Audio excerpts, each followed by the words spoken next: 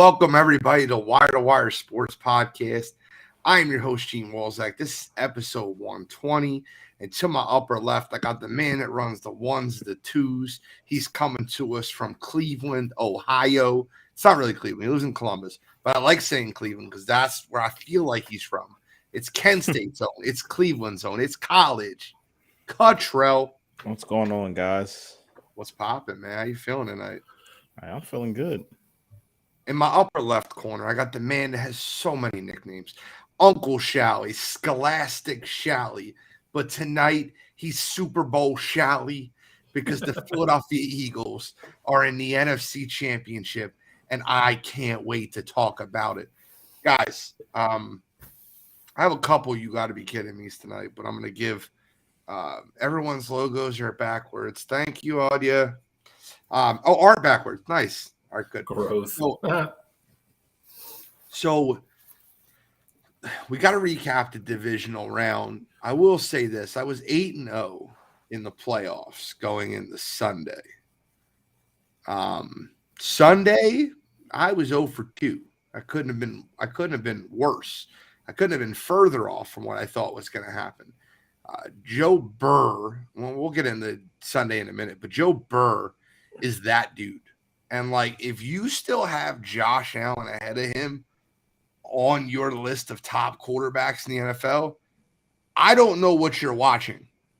But we're going to discuss a lot tonight. We got the NFL.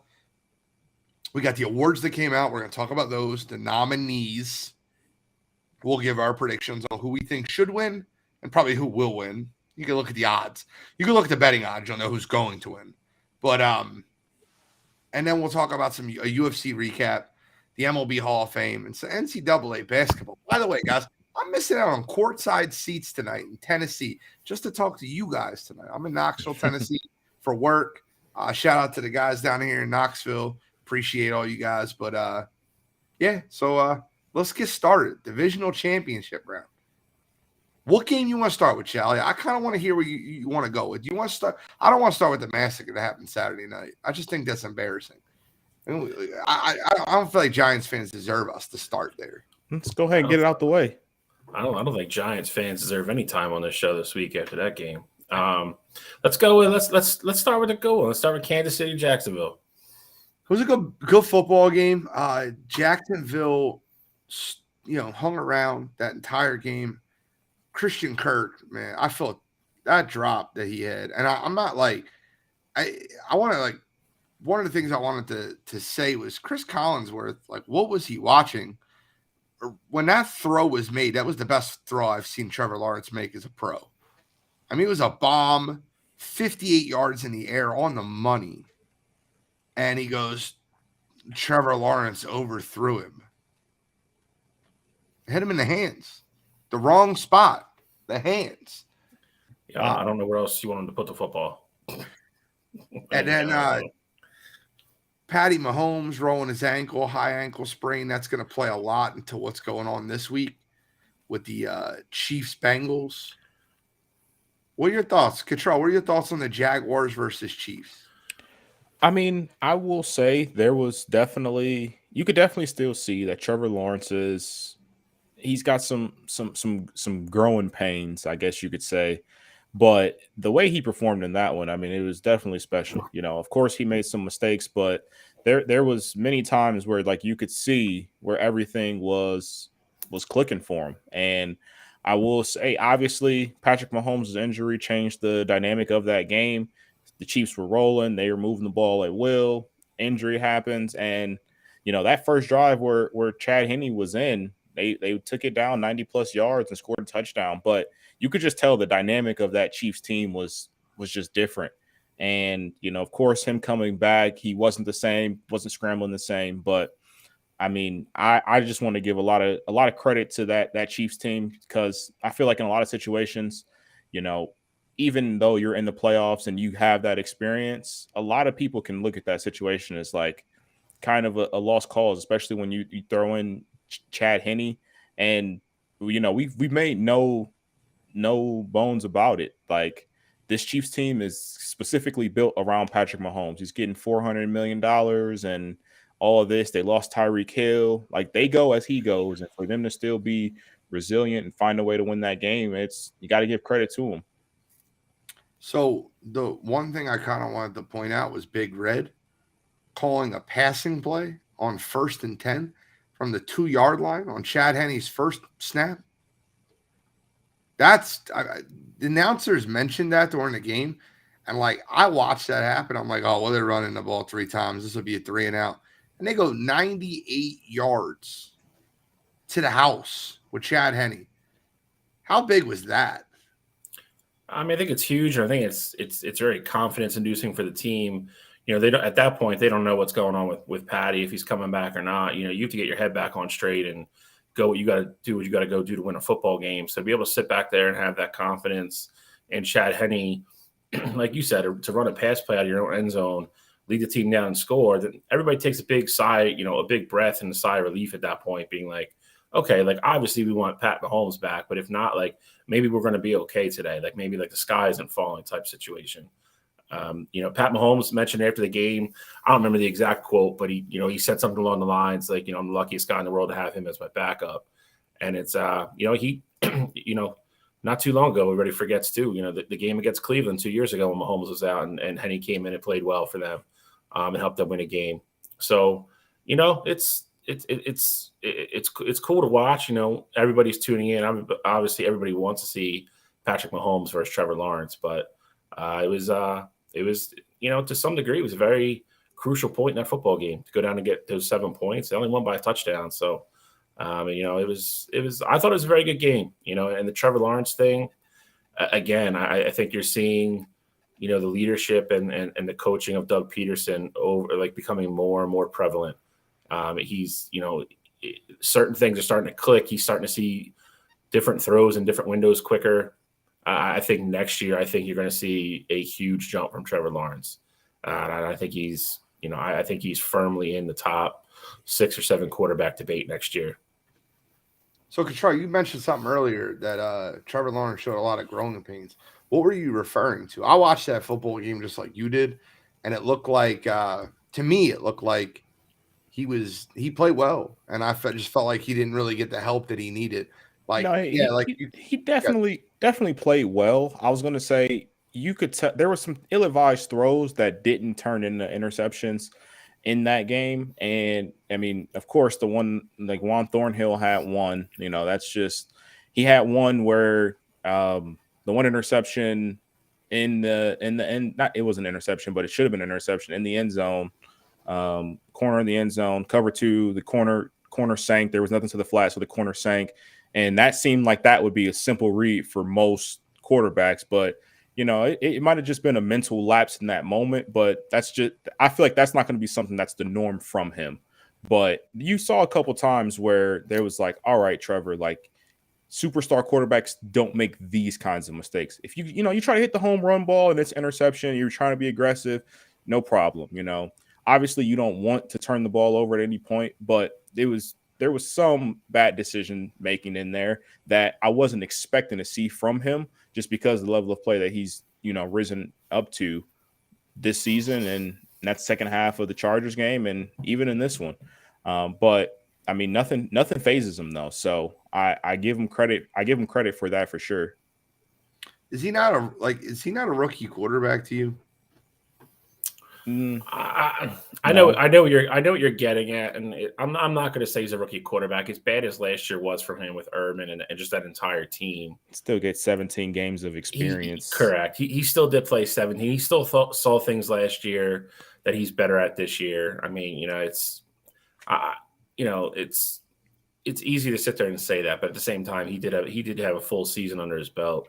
And again, he held them in there for if you're going to write those two teams down on paper, I mean, Kansas City is definitely the more talented team. But, he hung in there. And Jamal Agnew doesn't fumble that ball in the 3. I mean, that's an interesting football game. It's a real interesting football game. So, I completely agree with that. I felt like that he got looked at like he made mistakes. Like, look, listen, that play Thornhill, you talking about the cover 2 where Chris Collinsworth, like, it's cover 2. You should have seen that. Are you talking about that play? Or are you talking about the one by the sideline or on the 3-yard line that he dropped? No, Because I'm talking about the one that was closer to the. It was close to the end zone. around the 3-yard line or in the end zone? It was, I believe, it was in the end zone. The end zone was a jump ball. I don't think that was really a mistake by him. The cover 2 you're talking about, that was a jump ball. He gave his receiver a chance.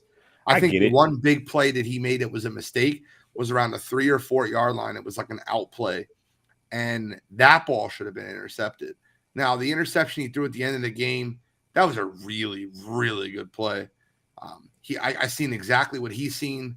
Who was the corner that jumped up, one-handed it, and then intercepted? It's one of their young guys. He made the right read. He just didn't throw it hard enough. He had to get rid of it too fast, and he didn't get enough on the throw. And the kid just made a great play. I mean, at some point, you have to reward somebody making an outstanding play versus looking at the quarterback. Because I examined that game twice. I watched it live, and then I watched it again Monday morning right before I left, because I really wanted to kind of see some things. But I really only pinpointed like 3 or 4 throws that I don't think were. I think he either missed a guy, and then there are 2 debatable throws, and then the interception.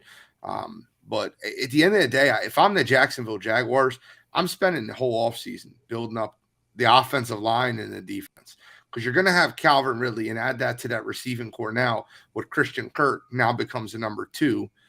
Yep. I would build up that offensive line. And it's just, I think that the offensive line is where they need to spend the majority of their off-season calories, if that makes sense. Yeah, I mean, I think you put that offense back, Trevor Lawrence year 3, another full offseason under Dougie. And like you said, you bring Calvin Ridley and Christian Kirk back, Travis Etienne. You keep Evan Ingram healthy again. That's a whole different offense next year. So it'll be I said it last week. I think they are the prohibited favorites going forward in that division for a long time until something changes. What's happening, Jeremy? How you feeling tonight? Appreciate everybody checking in. My man Chase from CR Media, Jeremy. I see Jordan, Brad, Kevin the Troll. I appreciate all you guys checking in. So we'll talk about the Chiefs more when we're breaking down the divisional championship. I guess we'll give the Giants their time, because the Philadelphia Eagles put an absolute beating on them Saturday night. And for anybody, the one person I really want to call out is Carton.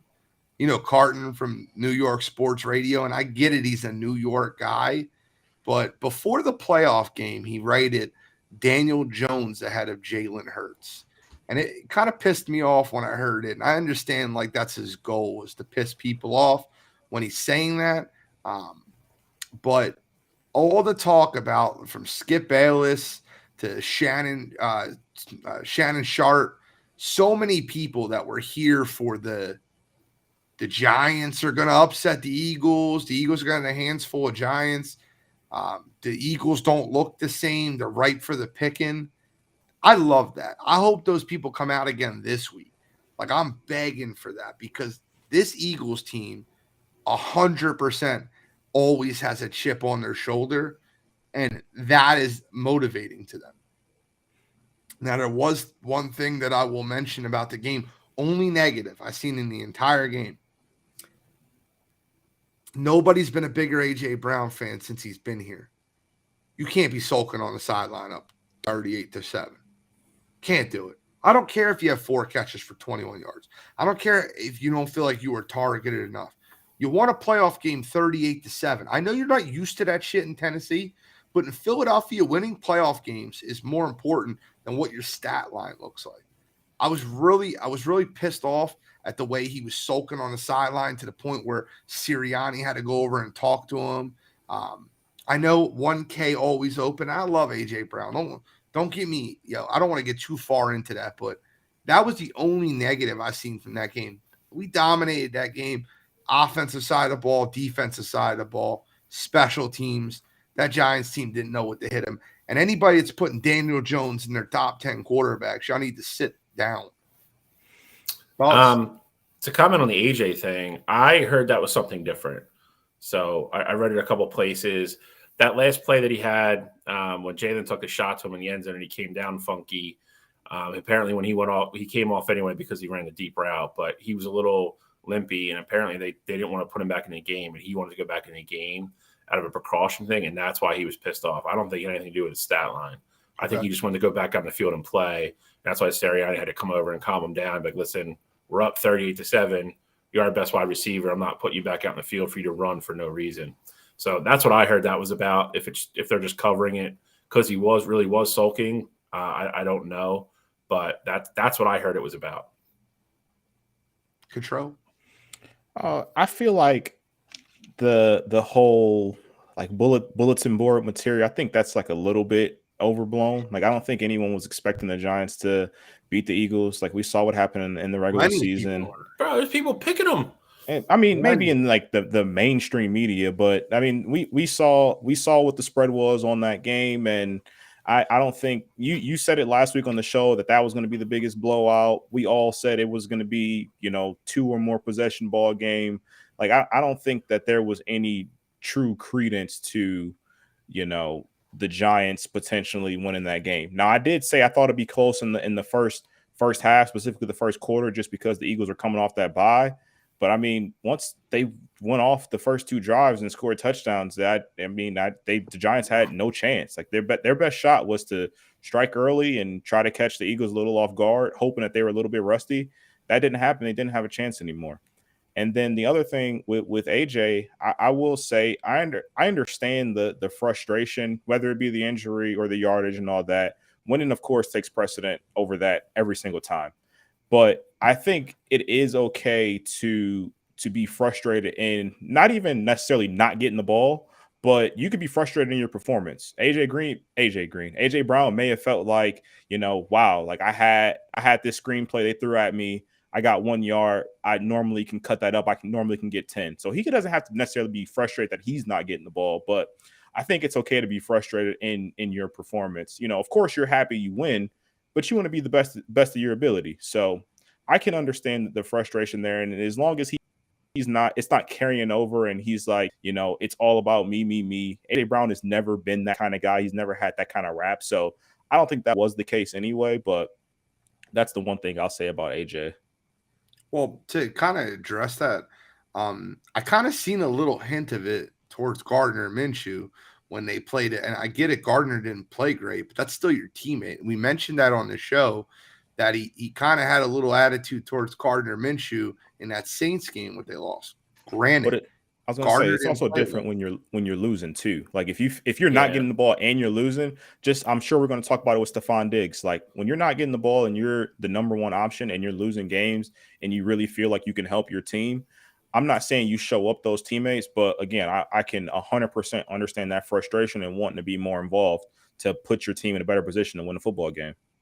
Final question on Eagles Giants before we move on is, if you're the Giants, are you bringing back Daniel Jones? And Bill, don't answer this as an Eagles fan because, of course, we would love them to. But if you're the Giants, are you bringing him back?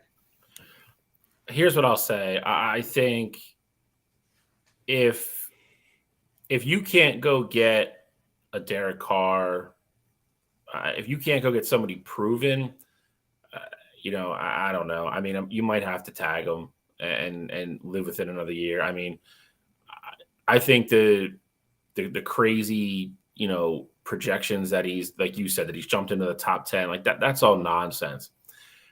He was definitely better this year than he was last year, though. Like Brian Dable made him better, got him a little under control. That Giants team is going to be good again. They're going to be better.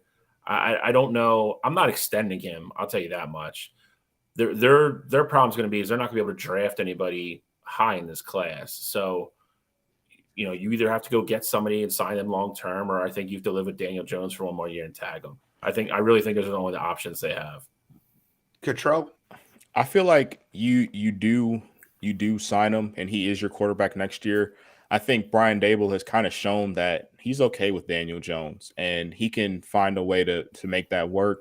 Now, I feel like the other thing that's kind of hasn't really been addressed is, and it's not why they lost the game on Saturday, but that Giants team outside of Saquon Barkley, he doesn't have like a true weapon. Like he doesn't have like that number one receiver that helps him look better. So I think you can keep Daniel Jones, and I'm not saying he's a top 10 quarterback or anything like that, but I think the way that he played this past season and his ability to show that he was coachable and really buy into the Brian Dable system and cut back on what had been his Achilles heel his whole career so far, and that's the turnovers. I think, given all those things, you bring him back. I think you try and see if he's going to sign a 3-year extension. I think 3 would probably be the most that I push it. Probably get him at like $35 million a year. That's what the number I would try to get him at. Obviously, that's a high number, but you have to think there's so many other quarterbacks that are on the market. He's probably going to ask for 40 plus.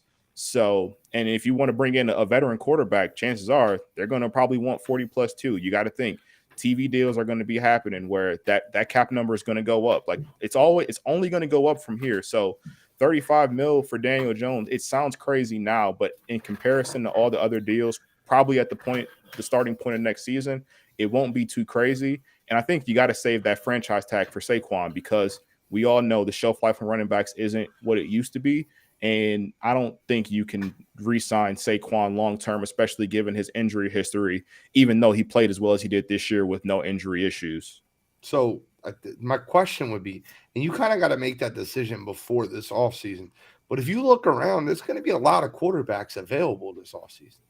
All right, so, I mean, we could assumptively say that Lamar Jackson signs an extension with the Baltimore Ravens. We can assumptively say that. Even if he doesn't, he's not going to New York. Aaron Rodgers is going to be on the move this offseason. He's not going there either. $50 million. Derek Carr, I think he was 40 plus $million. I'd rather play Derek Carr $40 million than Daniel Jones $35. Agreed. And you can say what you want there, but I think there's just going to be a lot of options out there. Jimmy Garoppolo will be out there. I think Jimmy Garoppolo is a better option than Daniel Jones. I think the other thing too, though, is, and it's not, I'm not going to say this is an indictment on Brian Dable, but you see Daniel Jones and you see he had Josh Allen before. Maybe he likes those quarterbacks that are the dual threats, like Derek Carr. Maybe he doesn't necessarily fit what Brian Dable is looking to do. That would kind of limit what his play calls are, things like that. So I think you have to put that in consideration as well. Like, I'm sure Brian Dable is looking for the right mode of quarterback to run his system. Yeah, but how many years do you waste of your coaching career with a quarterback that's never going to get you to a promised land? I mean, you saw what he did this year, and obviously that wasn't Super Bowl caliber. But I also didn't think I didn't think the Giants roster as a whole was a Super Bowl caliber roster. So I think you can make improvements. So many bad contracts that Gettleman got them into. They really don't have a ton of cap space this offseason either. They're not sitting there like they're not sitting pretty like a lot of teams are. That's true, but you can get savvy. You see a lot of teams get savvy where they restructured. I mean, you see what the Cowboys keep doing, where they just push it all to the signing bonus and free up some cap space. So you can get crafty, especially in a market like New York. Their owner has the money for it, so you can get crafty, figure out ways to improve that roster. And of course, the big thing is going to be drafting well. Yeah. All right, let's get into the next game. You got the Buffalo Bills, Cincinnati Bengals, Sunday afternoon. That game wasn't close. And I think the thing that really stood out to me there is I felt like when Cincinnati went up 14-0, I felt like we all sat there and watched that game like, all right, well, Buffalo will come back and this will be a game. And, just it never got close. And I got to give credit to three situations in the game. Two are individuals. Joe Burrow is him, right? Joe Burrow is him. Guys, I heard a lot of people saying this week, and I kind of want to bring this comment up and get what your opinion is. Patrick Mahomes is the best player in the NFL. Joe Burrow might be the best quarterback in the NFL. Like, I know it sounds like a silly statement, but Patrick Mahomes is the best athlete in the NFL, best player in the NFL. But, as understanding the quarterback position where the ball needs to go, putting it there, reading defenses, and winning big football games, is there anyone better than Joe Cool? I saw Darren Orlovsky say that, and I saw people were getting on board with that, and I understand where that's coming from, but there's no way that I could say that Joe Burrow is the best quarterback in the NFL when you take away Patrick Mahomes' number one weapon and he turns around and gives you an MVP award and has your team in the 5th straight AFC Championship game. So I can't necessarily say that. I think Joe Burrow, at least for me, has submitted himself as the second best quarterback in football. And I think, in any other situation, I would probably agree and say, Joe Burrow's best quarterback in football. But given what Pat lost, and he just elevated his game even more this year and still winning and still doing Patrick Mahomes like things, I gotta still give Pat the edge there. Fully understand. Bill? I tend to agree with Cottrell. I think Burrow has firmly entrenched himself, as at worst case scenario, top three. And I think those three are separated a little bit from everybody else. I'm not going to say he's better than Patrick Mahomes because I don't think he is. I think Patrick Mahomes is just physically more talented. And to Cottrell's point, you took away his best wide receiver, and he went out and had another great year. And we talked about it at our preview this year. We all kind of expected Kansas City to either, maybe not take two steps back, but at least come back to the pack a little bit, and that didn't happen. I think Joe Burrow I think he's an elite quarterback. I think that's what he is, and I don't think you can really debate that anymore. I think he has a great team around him, and to Gene's point, you don't see him make bad throws anymore. And even his incompletions are.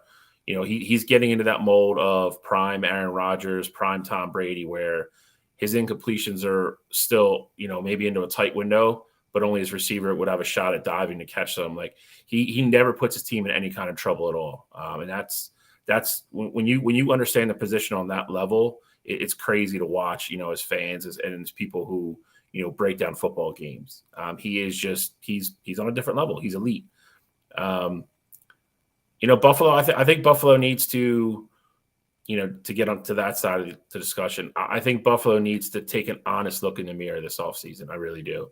I think that the days of thinking Josh Allen and Stephon Diggs are going to do everything on the planet for you and get you this and get you that and not pay attention to your offensive line and not pay attention to, like developing any sort of semblance of a goddamn running game. It's just not going to work. It's not, Kansas City, as much as they throw the ball, they still run the ball.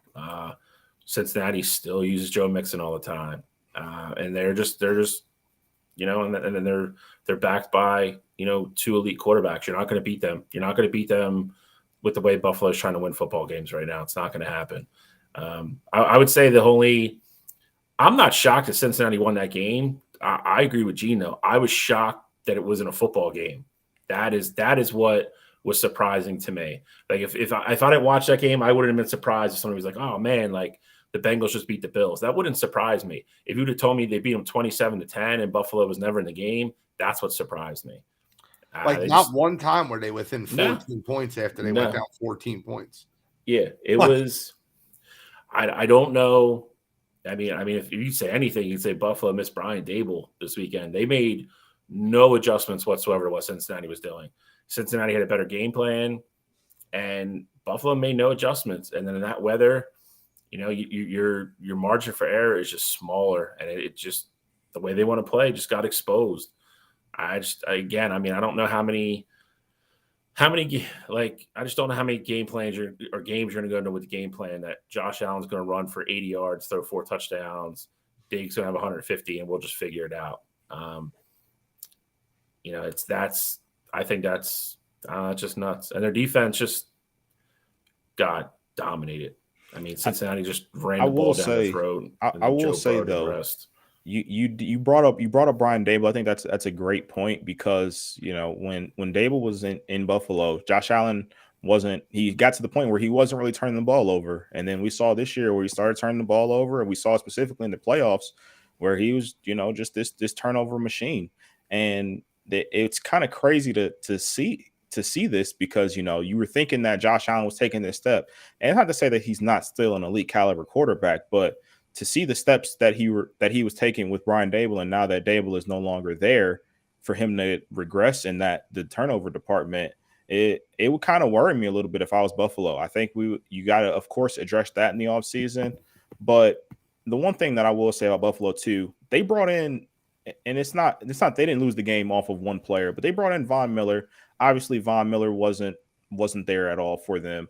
Jordan Porter had been hurt, and I'm not making excuses for this Buffalo team, but Jordan Porter is going to be gone after this season, and they're going to have to find ways to add on to this team, just because their championship window is now. And their GM was at a press conference and talking about the roster restrictions that you have when you're paying a top caliber quarterback and a top caliber receiver. So they got to find ways to get creative and add more talent to this roster. Like you said, Bill, they cannot rely on Josh Allen and Stephon Diggs to just get it done. I think they do absolutely have to find a running back that's going to be there every down back, where they're not putting in 3 guys the whole time. I think they're going to probably try and go after another weapon for Josh Allen. Not necessarily saying that Gabe Davis or any of the other guys are bad, but I think they just have to improve their roster. They haven't been getting it done as is. I couldn't disagree with you more. I think the biggest thing that they need to do is they need to make a change of offense coordinator. They need to bring Ken Dorsey back to a quarterback's coach. That's exactly what he is. He's a quarterback's coach. And I think they need to bring in an offensive game plan. So when Brian Dable was there last year, you seen Devin Singletary take strides and have his best season. Their running game in the playoffs last year was very good. Devin Singletary. At the end of the year. End of the year. They didn't get past the divisional round. So, no, first of all, let's just be clear. Overtime in Kansas City. I get it, but they didn't. They didn't get past the divisional round. Cottrell, they left the field up 3 with 13 seconds left on the clock. Yeah, they never touched the ball again. Like, what did you want that offense to do? I'm not saying it's all on the offense. I said they went out and got Von Miller, a playmaker, to try to help that defense. He wasn't healthy at the end of the year. They're going to lose Jordan Porter. I just said they have to. Not having weapons is just.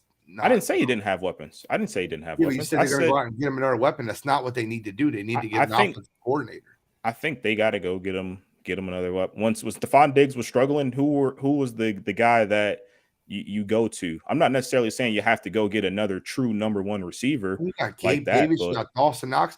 I'd argue very clearly that I think that Josh Allen has more weapons than Patrick Mahomes.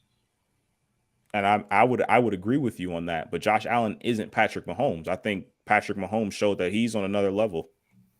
Yeah, but Patrick Mahomes is doing it without a defense as good as Buffalo's statistically now going into the postseason, and without a receiving core.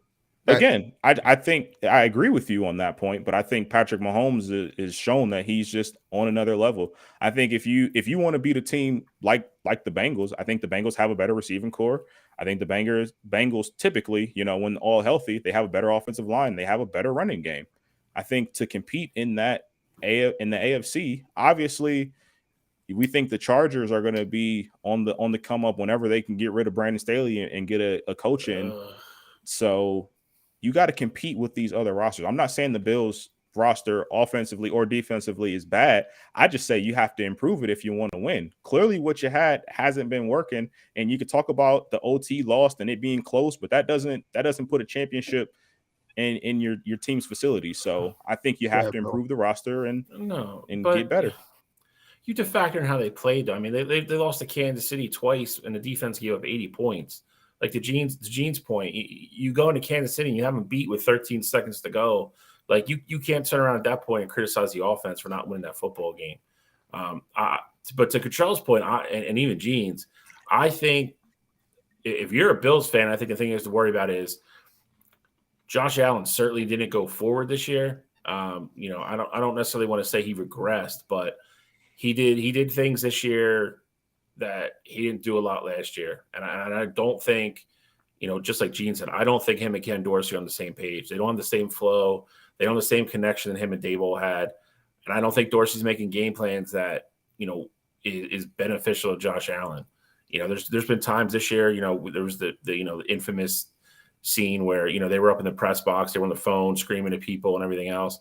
But I feel like that was like the whole year. It was like, okay, we'll call this play. If it doesn't work, Josh Allen will scramble for 8 yards, and then we'll call the same play again next play, try to throw a deep ball to Diggs. If that doesn't work, Josh Allen will scramble.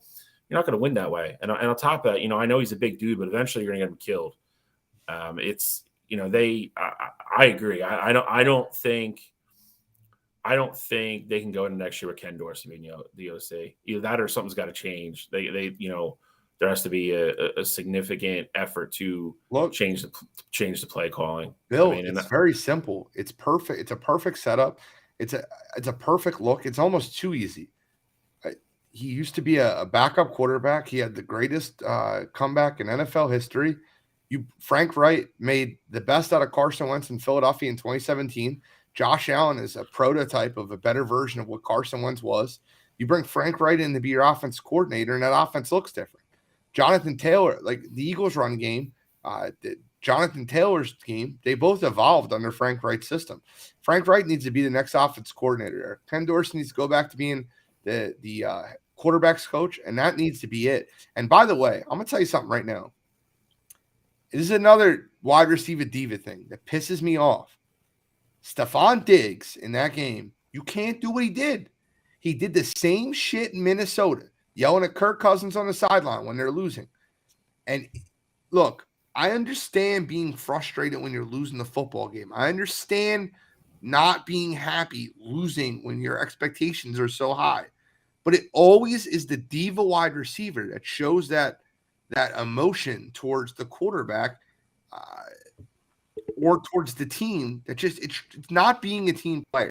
Stephon Diggs has made a lot of money and has a lot of talent playing with Josh Allen and playing with that Buffalo Bills team. He did this in Minnesota, and he did it again on the sidelines in Buffalo. And Cottrell, you're shaking your head. I know you're always on the player side that are emotionally sprouting out, and I understand that they can basically do whatever they want if they're because it's not them do whatever they want. It's crazy to me how different players get different stigmas. Because if a quarterback is going out and yelling at I'm saying if a quarterback is out there yelling at their offensive lineman, we're saying like, oh, he's getting them motivated, he's getting them ready to go. It's not just him being frustrated and wanting to get everybody else on the same page. But when receivers do it, they're being a diva, things like that. And it'd be completely different. Again, it'd be completely different if they were winning a football game and he's like, man, I was open on that play and they're up 25 and he's out there complaining. If you're losing a football game and you're passionate about it, why can't you be upset? Why can't you have a conversation with your quarterback and you're yelling back and forth with each other? Stephon Diggs and Josh Allen have that connection where they're going to get into arguments or whatever, but they are tight as you can be. They go over each other's houses all the time, and they're going to argue and have spats like that. Like, that's just one of those things that's going to happen, especially if you're comfortable with the person. It's not like he hates the guy and he's like trying to get on him and putting all the blame on him. He's going to have passion. Nobody's saying that, but I think to your point and to Gene's point, I tend to agree with Gene here. Context matters, though. When you're on the sideline and you're a quarterback or you're a wide receiver and you're losing, but you're making a comeback, but you're like, you're over there screaming at guys, being like, "Hey, let's go! Like, we're there! Like, next drive we get the ball, we're going to score again." That is different than sitting on the sidelines yelling because somebody's not throwing you the football. They're two completely different things. And Diggs is more guilty of the latter than the former a lot of times. And he did do it in Minnesota, dude. Like, he did. Like, he forced his way out of there. Like, he's a great player. I love him. I love watching him play football. I think he's an amazing talent. But, I mean, those are just the facts of the case. He didn't want to stay there. And to add to what Bill just said, and Cottrell, let me just preface this, because I don't want this to come off disrespectful, because I love you, and I know how passionate and how deep in thought and how well your decisions are made.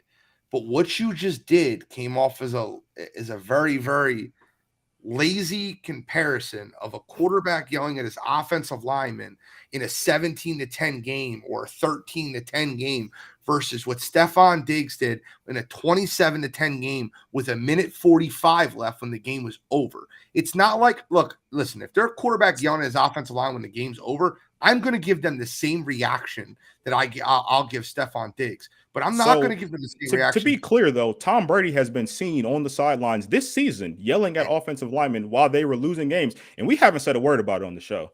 He broke tablets and got fined for it and all that. We haven't said a goddamn word about it, but Stephon Diggs is upset, and he's yelling back and forth with Josh Allen, who, again, he's friends with, and it's not like it's a disrespect thing or he's throwing him under the bus. He's mad because they're losing the football game, and we got an issue with it. I get it. He has his history, the whole Minnesota thing.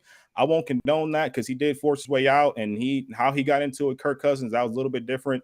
They had their beef. I don't think that they were really tight like that. Josh Allen and Stephon Diggs, they have that relationship, and I know that because they expressed that. And I think that's completely different scenario than how it was in Minnesota with Kirk Cousins.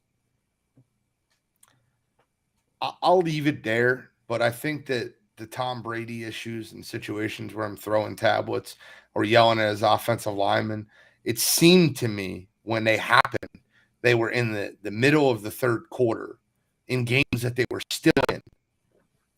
If you point out a scenario to where they were getting the doors kicked off and we didn't talk about it, by all means, I'll be the first person to bring that up and say that. I have no problem with calling Tom Brady out on his shit. I tell you right now, I still talk about Tom Brady not shaking Nick Foles' hand at the end of 52. I think that was pathetic.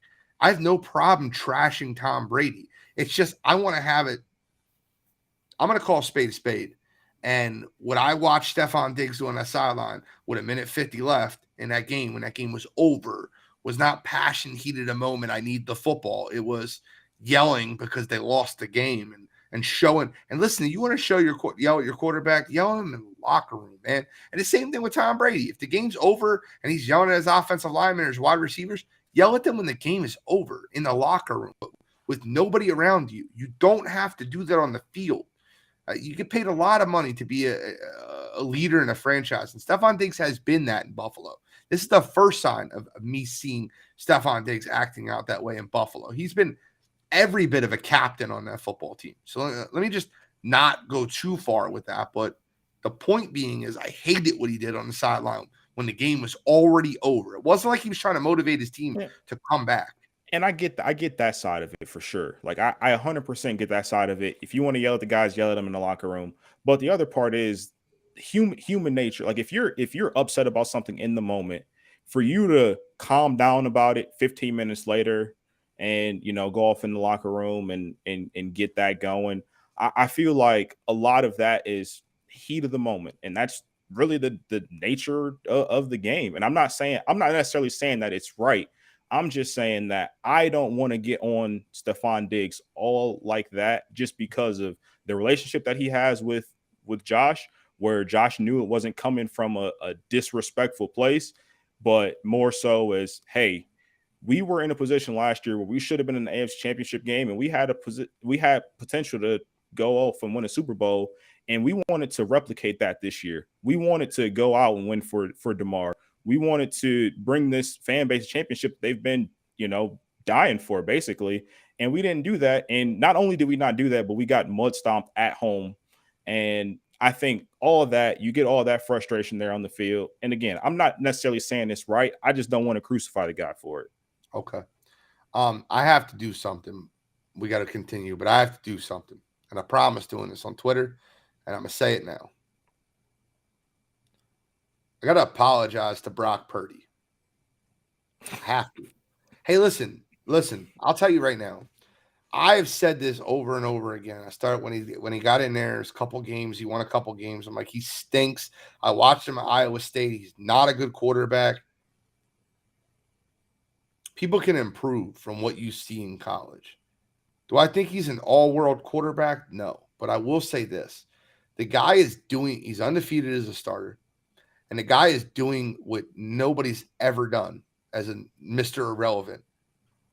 Came in and look, as much as we look at Shanahan's system and that offensive line being as good as it is and the weapons being as good as they are, he still has to make the right reads and the right decisions and put the ball in the right places. And Brock Purdy, I apologize for all the flack I've given you on this show and on Twitter and on Facebook. You have made me eat my words. And even though Dallas's defense did a hell of a job containing them, you know what Brock Purdy didn't do? He didn't turn the football over. He didn't give Dallas the short field. And he didn't make the mistakes. 19 points is not enough to win a playoff game normally. But when you have a defense like that, like I said, I don't think he's all world. I don't think he's Joe Burrow or Patrick Mahomes or any of these guys. I don't even think he's Kirk Cousins, if we're being honest. But what I will say is this. he has done what he needs to do, and he's taken advantage of the situation he's been given. And I have to apologize for me saying, look, guys can improve, right? Guys can work on their craft and become better players. Brock Purdy, from what I've seen at Iowa State, was never going to be anything special in this league. And I don't know if he'll ever be special, but what he has shown me is that with a good coaching staff and a good system, Brock Purdy can make the right decisions, the right reads, and improve his game immensely. So let me apologize for the lack I've given him, and I give you the respect you deserve, my friend. Absolutely astounding what Mr. Irrelevant has done, because he's not Mr. Irrelevant anymore. Man, he's very relevant. He's playing in the NFC Championship game. But I don't want to take away from talking about the Dallas Cowboys. Fumble in the bag again. Dakota Rain Dakota, raining interceptions in the red zone. Dallas Cowboys, listen, you've seen the circle. Next year, we them boys, we're going to win the Super Bowl. And then the circle just revolves and revolves. You are here. Dallas Cowboys, once again, choked away an opportunity to play for the Super Bowl. Brock Purdy has the same amount of playoff wins as Rain Dakota Prescott. And he's had a 6-year longer career. So here's where I'm at. Dallas Cowboys, Tony Pollard broke his leg. He's a free agent. Ezekiel Elliott still has another year left in his ridiculously awful contract that we called when they signed it. Dak is going into the most expensive years. And Bill, you said this, and I remember we talked about this when that contract was signed. Like, their window was last year and this year. Yep. It only gets harder. And it gives me no more pleasure to ask, are y'all still them boys? They're gonna be up against it next year. I mean, I think we all agreed that Zeke was probably gonna get cut, and then we're gonna try to re-sign Pollard. I don't see that happening now. I mean, I feel bad for him, to be able to break out and have, that breakout year right before going into free agency and probably be coming back as a feature back as the Cowboys next year. To have that injury happen in a situation like that, that sucks for Pollard. It really does. To your point, I think they're stuck with Zeke unless they're going to cut him, and all of a sudden they're being linked to like Bijan Robinson and a bunch of people at the end of the first round. Maybe start a rookie running back. I don't know. You're going into Dak's 2 most expensive years of his contract, and you've other people coming up on contract. They're going to need to be signed. It's going to be an interesting couple of years for Dallas. I mean, you can only convert so much to signing bonuses. I think they're going to get creative, and I think they're going to probably lose a player or two. And it's Mike is going into year 3. He'll be up for an extension after next year. I mean, you have to pay him. 4? Yeah, you have to pay him. So I mean, I don't know. I hate to say it. I mean, I know you took Dallas to win, and me and Cottrell both took San Fran, and that's the reason I took them. Just talent alone. I mean, writing on paper, I think they're almost as good or just as good as San Fran. Cottrell said it best. I'm never going to trust Dak in those situations. I'm not, and he's proven it to me too many times. And you just write another chapter on Sunday. He was a 4th-round talent to where everybody had him. Dallas reached. He got the opportunity of a lifetime to play for Dallas on a really, really talented offense and a really talented football team. And, he made the most out of it. He got the contract out of it. Dak Prescott is he's a 3rd-tier quarterback. Sorry, that's what he is. He's ranked somewhere between 15th and 20th. That's where Dak Prescott is. And that's what he's always going to be. That's who he is as a quarterback. I saw somebody say something that, a lot of people thought was cold-hearted. But, I mean, at the same time, I think it factored into it. I think when he broke his ankle and that whole scene, I think that played into Dallas giving him the extension. I really do. And it's, you can't say they didn't overpay for him. And he's drastically overpaid, and they're hamstrung with it. Even if they tried the dead money hit from him in the next 2 or 3 years is just astronomical. I don't know where Dallas goes from here either. I just don't. I don't know how many times you're going to keep running it back and being like, this year we'll get it done. The offensive line is going to be another year older next year. Excuse me. They were already banged up this year, but I mean, you have CeeDee Lamb, Michael Gallup, Dallas Schultz, Zeke, and you have one of the top 3 or 4 defenses in the league. There's one common denominator between all these teams, no matter what the combination was. They had CeeDee Lamb and Amari Cooper. That wasn't enough. The running back situations have changed, and then you have Zeke who played all year, and then you have Tony Pollard who had like 1,400 all-purpose yards out of nowhere. Like, that wasn't enough.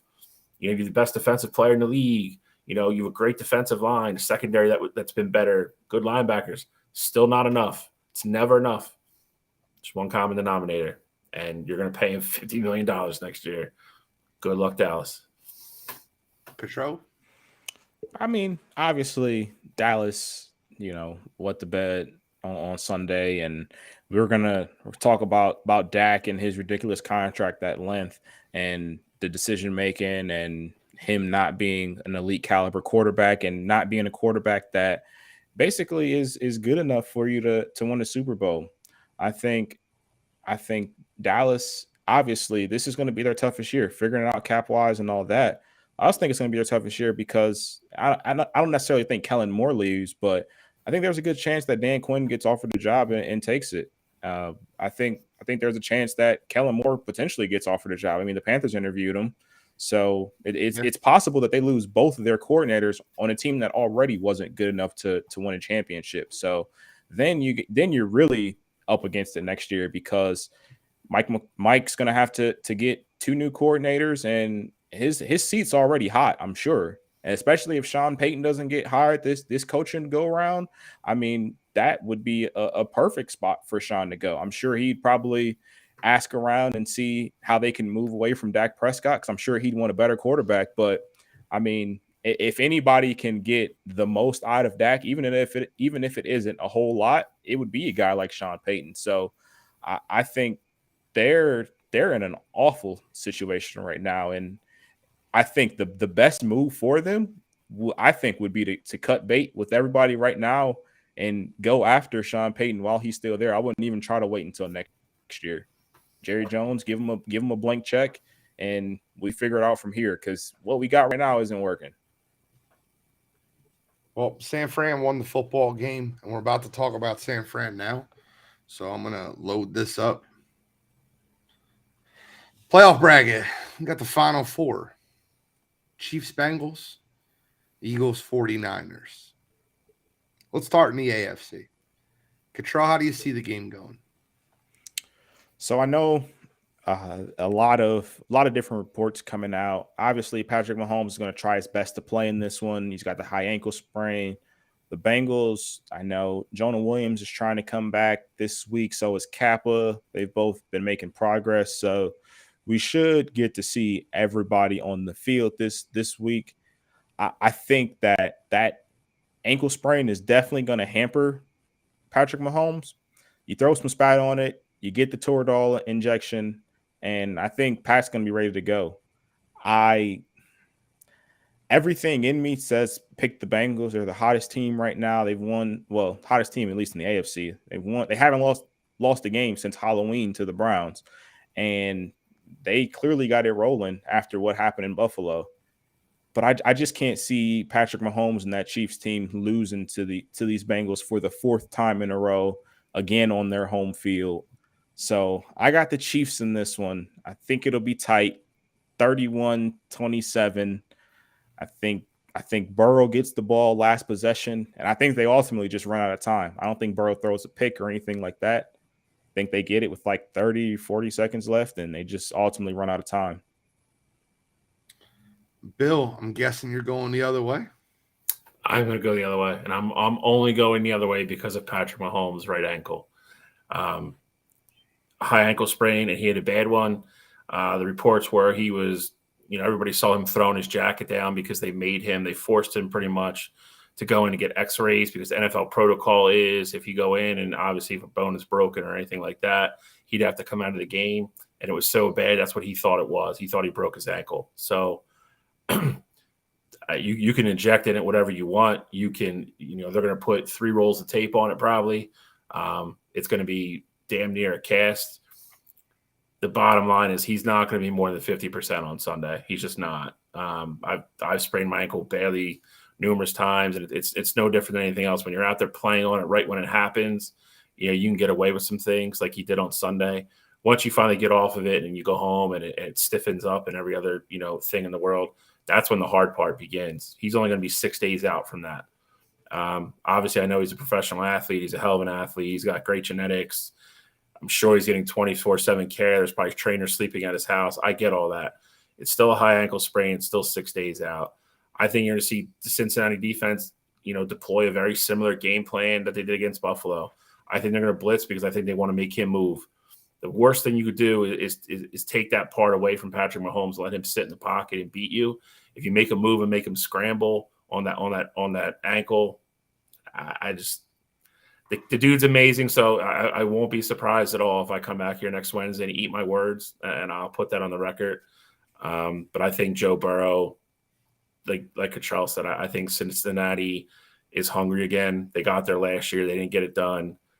And they're playing good football. They're playing good football. The defense is starting to show up at the right time. And I think Joe Burrow with that, with Chase and Boyd and Higgins, I think they're going to be able to move the football. And I think they're going to be able to run the ball with Mixon as well against that Kansas City defense. I think Joe Cool goes into Arrowhead and gets it done. I think the Bengals go to the Super Bowl. What are you talking about, RJ? RJ saying he did see my ankle straight out of my skin, but the ambulance came on the field when that happened. But I still show it to the world. That's not what happened, RJ. The ambulance went on the field. I was upset. I snapped. RJ wanted his hero moment. He said, "Look, I carried Gene to the car. 10 blocks. 10 blocks. 10 blocks. That's an old uncle story. Like we walked 7 miles through 6 feet of snow, but 10 blocks in the snow with no shoes on. I carried Gene. But I look at this football game and I'm a side with the Kansas City Chiefs, and I'll tell you why. I think that last year's AFC Championship game, the first half of the game was very clear that the Kansas City Chiefs were the better football team. And then the Bengals went on a hell of a run. And Mr. Momentum is a hell of a drug, right? And they won the football game. This year in Cincinnati, Kansas City was very hyped for that football game. Travis Kelce talked about it on New Heights. Lost again, 27-24. I don't know, man. I look at Big Red. I look at the Andy Reid, Patrick Mahomes. I think they find a way to get it done. Travis Kelce's unguardable, unblockable. He's incredible. And I think that the Kansas City Chiefs at home with that crowd behind them, I think their defense has stepped up. I think we don't give them enough credit recently to how they looked. I think the Chiefs get it done. And another thing, and I'm always here for the conspiracies. I'm always here for the little bit of tidbits of information. The line opened up at Kansas City -1. I knew you were going to get into that. 91% of the money was on the game, was on the Bengals. It moved to Bengals -2.5, right? With no change in the betting money. Just the status of Patrick Mahomes coming out today, it's moved back to a pick'em, even money. If Vegas was trying to even the bets out, wouldn't they move it Bengals -3, Bengals -3.5? 91% of the money is on Bengals. They got the Bengals 2.5 and then it went back down. I know, and I think it went back down because Vegas and The I world think knows that especially Mahomes is going to be able to play. especially today. Today was the big test, because he hadn't practiced. Obviously, didn't practice Monday, Tuesday. Today was his first day actually being on the field, and I'm assuming that Vegas had somebody. There was somebody around for the open part of Chiefs practice, and Patrick Mahomes probably didn't look like the normal Patrick Mahomes, but he looked good enough to where he was going to for sure be on the field on Sunday. And so they're like, hey, if Patrick Mahomes is out there, I don't care if he's 10%. If Patrick Mahomes on the field, the Chiefs got a chance to win, and we gotta fix this spread out. No, there's no shot he's not playing. I mean, there's but I'm no saying shot he's not playing. I think there was the way the line first moved. I will say Yep. from the Chiefs They were opening worried up about him not -1. playing. Exactly. Yeah. I think how they moved that line as much as they did, there was legitimate worry if he would be able to play or not. And with him being the first day that he was on the field and there was eyes on him, they had to move that spread all the way back just to even that back out. Dude, Patrick Mahomes is just different, man. We say it all the time. He's the best football player in the NFL. And I just feel like that the best football player in the NFL with the better coach and the better overall player at home, I got to give the edge to Kansas City here. I'm taking Kansas City. I don't feel great about it because I hate going against Joe Burrow. Joe Cool is just that dude. And you guys know how big of a fan of Joe Burrow is. Like, if we had the Mount Rushmore of gene players, like, Joe Burrow would be real far up there, right? You got Joe Burrow and Trevor Lawrence and the guys I really root for in this league. Kermit the Frog is something different. I got the Chiefs winning this one 31-30. I think it's an incredible football game. 30-28, and I think Harrison Butker kicks a 48-yarder to send him to the Super Bowl. Like Cincinnati 31, Kansas City 27. Okay. We all got a good game. That was football game. That's my score, Bill, just the opposite. So, well, I got the Chiefs instead of the Bengals, so definitely going to be a good one. I got news for you, gentlemen. This next game is going to be really tough for me because my heart wants to go Philadelphia. And my mind is looking at this game and saying, if we just remove the quarterbacks, just removed Purdy and Hurts and examined rosters, San Francisco's got a better team, man. And they're built so well. Well, let's talk about this game. Eagles, San Francisco is being played at the Link at 3 o'clock Sunday afternoon. The Philadelphia Eagles are 2.5-point favorites. Control, you know 100% what I say about 2.5-point favorites. Yep. Take the dog almost all the time. That doesn't mean they're going to win the football game. I don't know. I'm going to try to convince myself throughout this conversation that the Eagles are going to win this football. But what I will say, let me start here, and I'll give my prediction last. But let me say, I think Lane Johnson looked a lot better than I thought he would. And I think that is huge. And Avonte Maddox is probably going to play this week, which I also think is huge. It allows the Eagles to – the Philadelphia – Jonathan Gannon showed me something versus the New York Giants that I just didn't know if he would do. The Philadelphia Eagles exclusively should run cover one. And if you guys don't understand, like, if anybody listening home, I find this really hard to believe that a lot of people didn't understand what coverages are. But I was having a conversation with a couple friends, RJ being one of them, Kevin Mooney being the other, that didn't understand that like what cover one, cover two, cover three, cover four meant. Like, a lot of people just don't fully understand it. They know that it's zone or man, and they understand there's different zones and different types of defenses. But the Philadelphia Eagles ran exclusively cover one versus the Giants. And what that means is there's one single high safety. That's what cover one means, single high safety. Cover two would be two safeties. Cover three would be three deep safeties. Cover four would be four. It's almost like a prevent. Cover zero means none. It means everybody's up at the line and you're running man-to-man. There's no deep safety. Just for anybody listening at home doesn't fully understand that, but let me help them. The Philadelphia Eagles should run exclusive cover one and make sure that Christian McCaffrey doesn't beat you, and you make Brock Purdy go on the road in a windy environment in Philadelphia where listen, we always say it, right? Like we say he hasn't been in this environment. He hasn't played a top 5 defense. He played Dallas last week, who was a top 5 defense. And Dallas did a great job of controlling San Fran.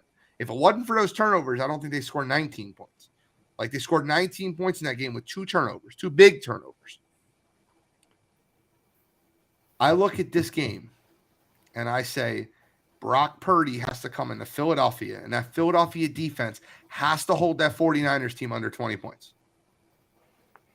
The Philadelphia Eagles cannot turn the football over to that defense. That defense is swarming. Fred Warner, Nick Bosa. I mean, I can go for days and days of how good that defense is.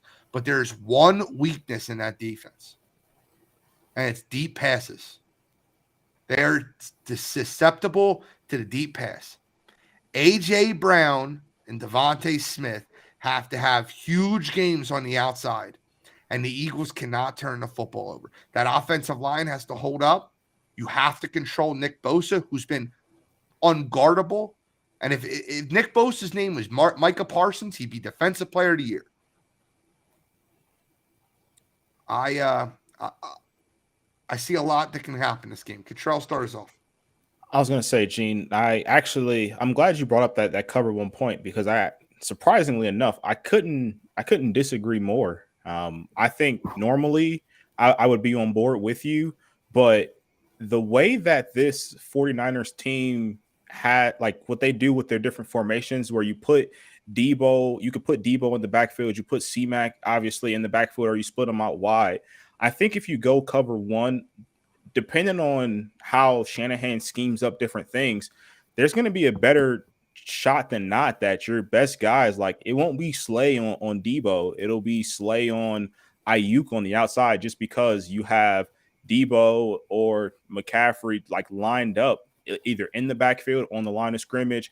They have so many different weird formations where I wouldn't have a game plan of running exclusively cover 1. The other reason why I wouldn't exclusively run cover 1 or just any man coverage in general is because the way that this Eagles defensive line has been playing this whole season, and including the playoffs as well, they've been getting after the quarterback. What I would do, I'd play more zone coverage, but I would try to disguise it more. I want Brock Purdy to think more about the decisions that he has to make. I want my D-line to have the ability to pin their ears back and get after the quarterback. When you have that kind of pressure, getting at you, that mental clock is going to speed up, and that's when the mistakes start to happen. Brock Purdy hasn't really made any mistakes, like any big ones yet, but when you have that pressure on you and you have to still read a defense, and it's not the right what you saw pre-snap. They've shifted, they've come down. They showed cover 2. It ended up being cover 3, and you have to see how people are moving.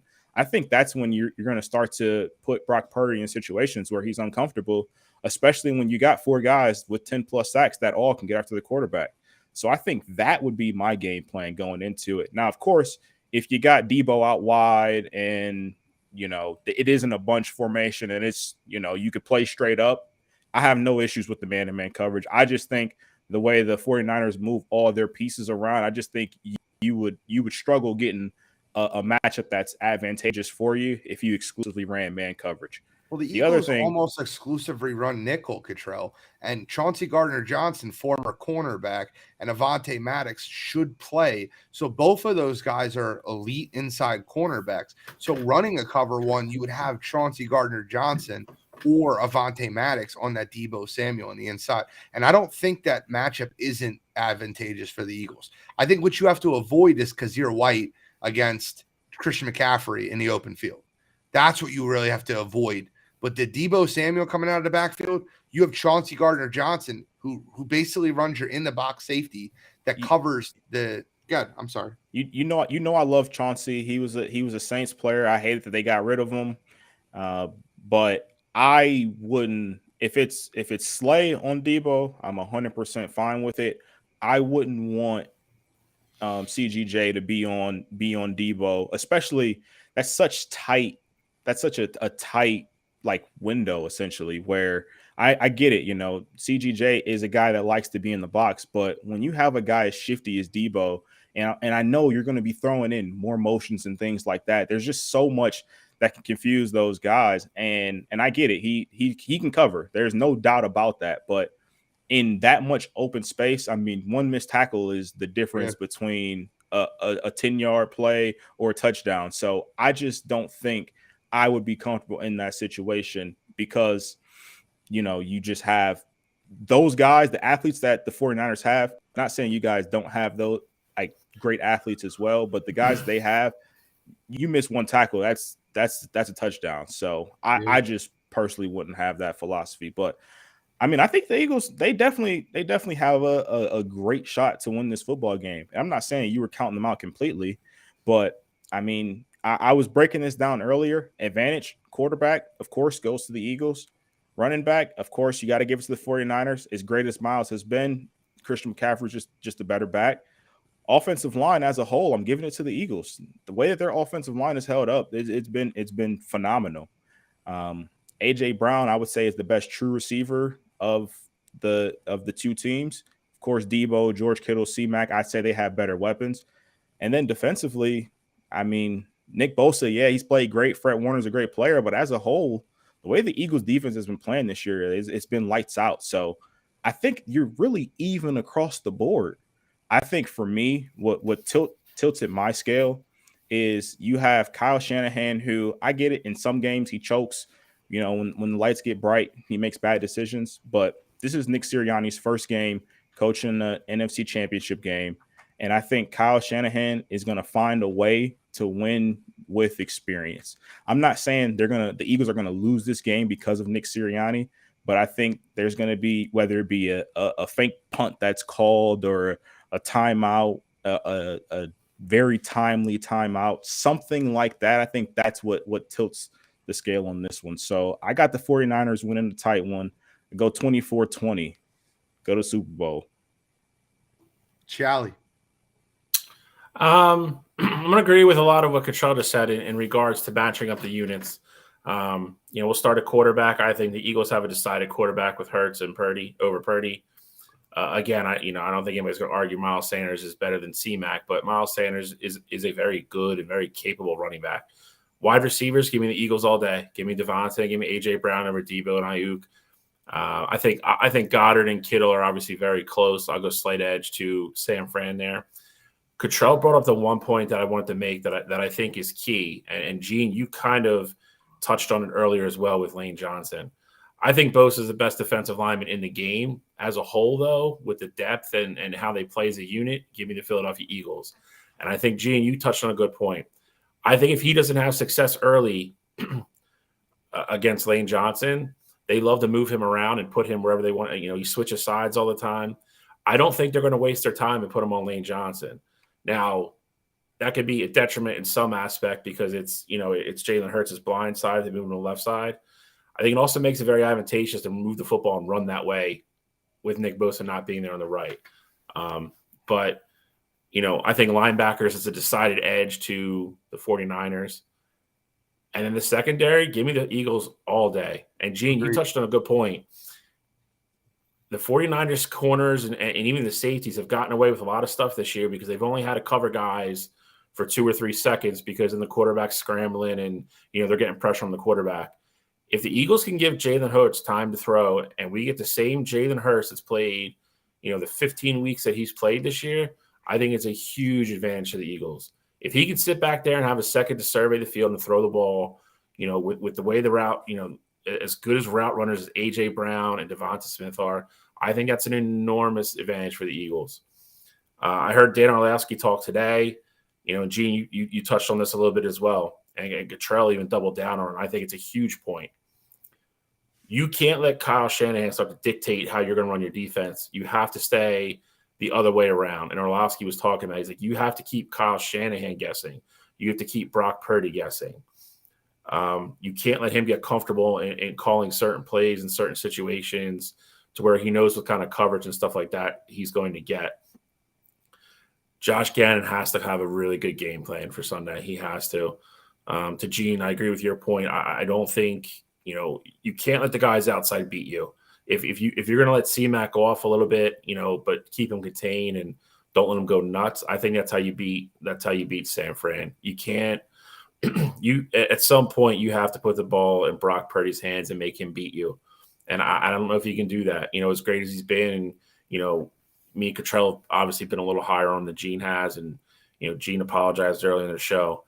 I still don't know with an elite defense like he's going to see again on Sunday, in an away atmosphere, which is going to be absolutely bonkers, against an offense that is very more capable than Dallas's was. I think that's the big thing. I think he faced a great defense last week, but I think he was never in a game. He was never had a drive where he absolutely had to go up and put up points because San Fran was going to be out of touch or anything like that. He's going to have more pressure to be more successful on more drives Sunday against this offense. I think the Eagles get it done. I think they're at home. This is why you get the number 1 seed. I think across the board, I think it's a very slight edge. I think they're a better football team. I truly believe that. That's not a heart thing. That's not an Eagles pride thing.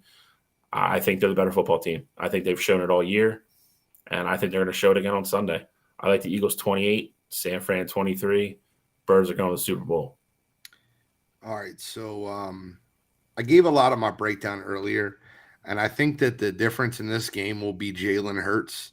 I believe that his legs will help continue plays, and I think that if you allow the Philadelphia Eagles to have a little bit more time in that pocket, a little bit more time for the receivers to get off, I feel like they'll make a couple more big plays in this football game.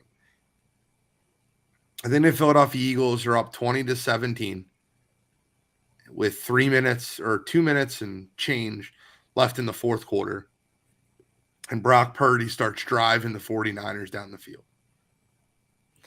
And I think that Brock Purdy's interception late in the fourth quarter leads to a Philadelphia win, 20-17, and the Philadelphia Eagles go to the Super Bowl. I think they'll do just enough. I think you have to limit this 49ers team to under 20 points. That defense is legit. DeMeco Ryans' group is just unreal. From Hufanga to Warner to Nick Bosa, all 3 levels. Those guys are just legit. But I think the Philadelphia Eagles make it happen. I think that A.J. Brown has a big touchdown reception this game. Maybe a jump ball, maybe I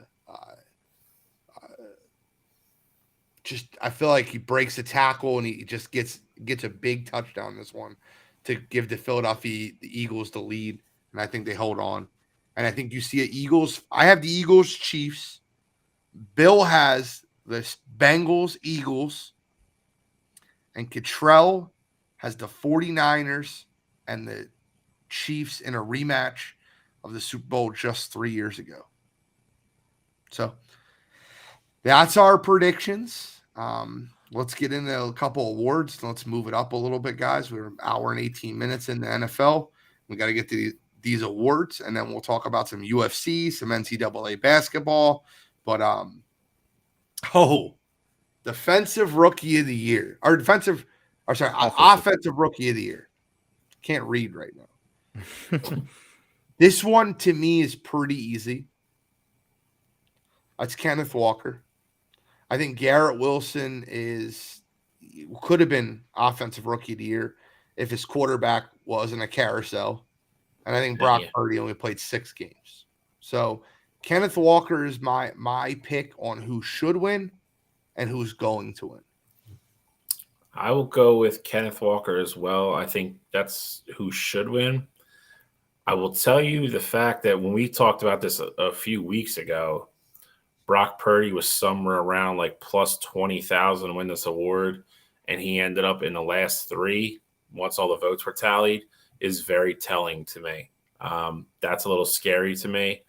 I think there's a decent shot Brock Purdy wins this because he plays a tougher position, and he was Mr. Irrelevant, and everybody just likes the whole story around this run that he's on. And at some point, deservedly so. I think Kenneth Walker should be the winner. I agree with Eugene. If Garrett Wilson had anybody that could throw him the goddamn football consistently, I think he would have won the award. The kid is super talented. We've talked about him a million times on this show. I think there's a chance Brock Purdy wins this award, though.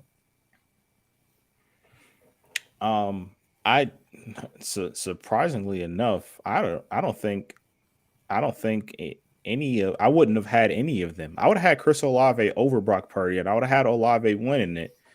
And I think Kenneth Walker will win it. I mean, Kenneth Walker deserves it. He of these three, he's played all season.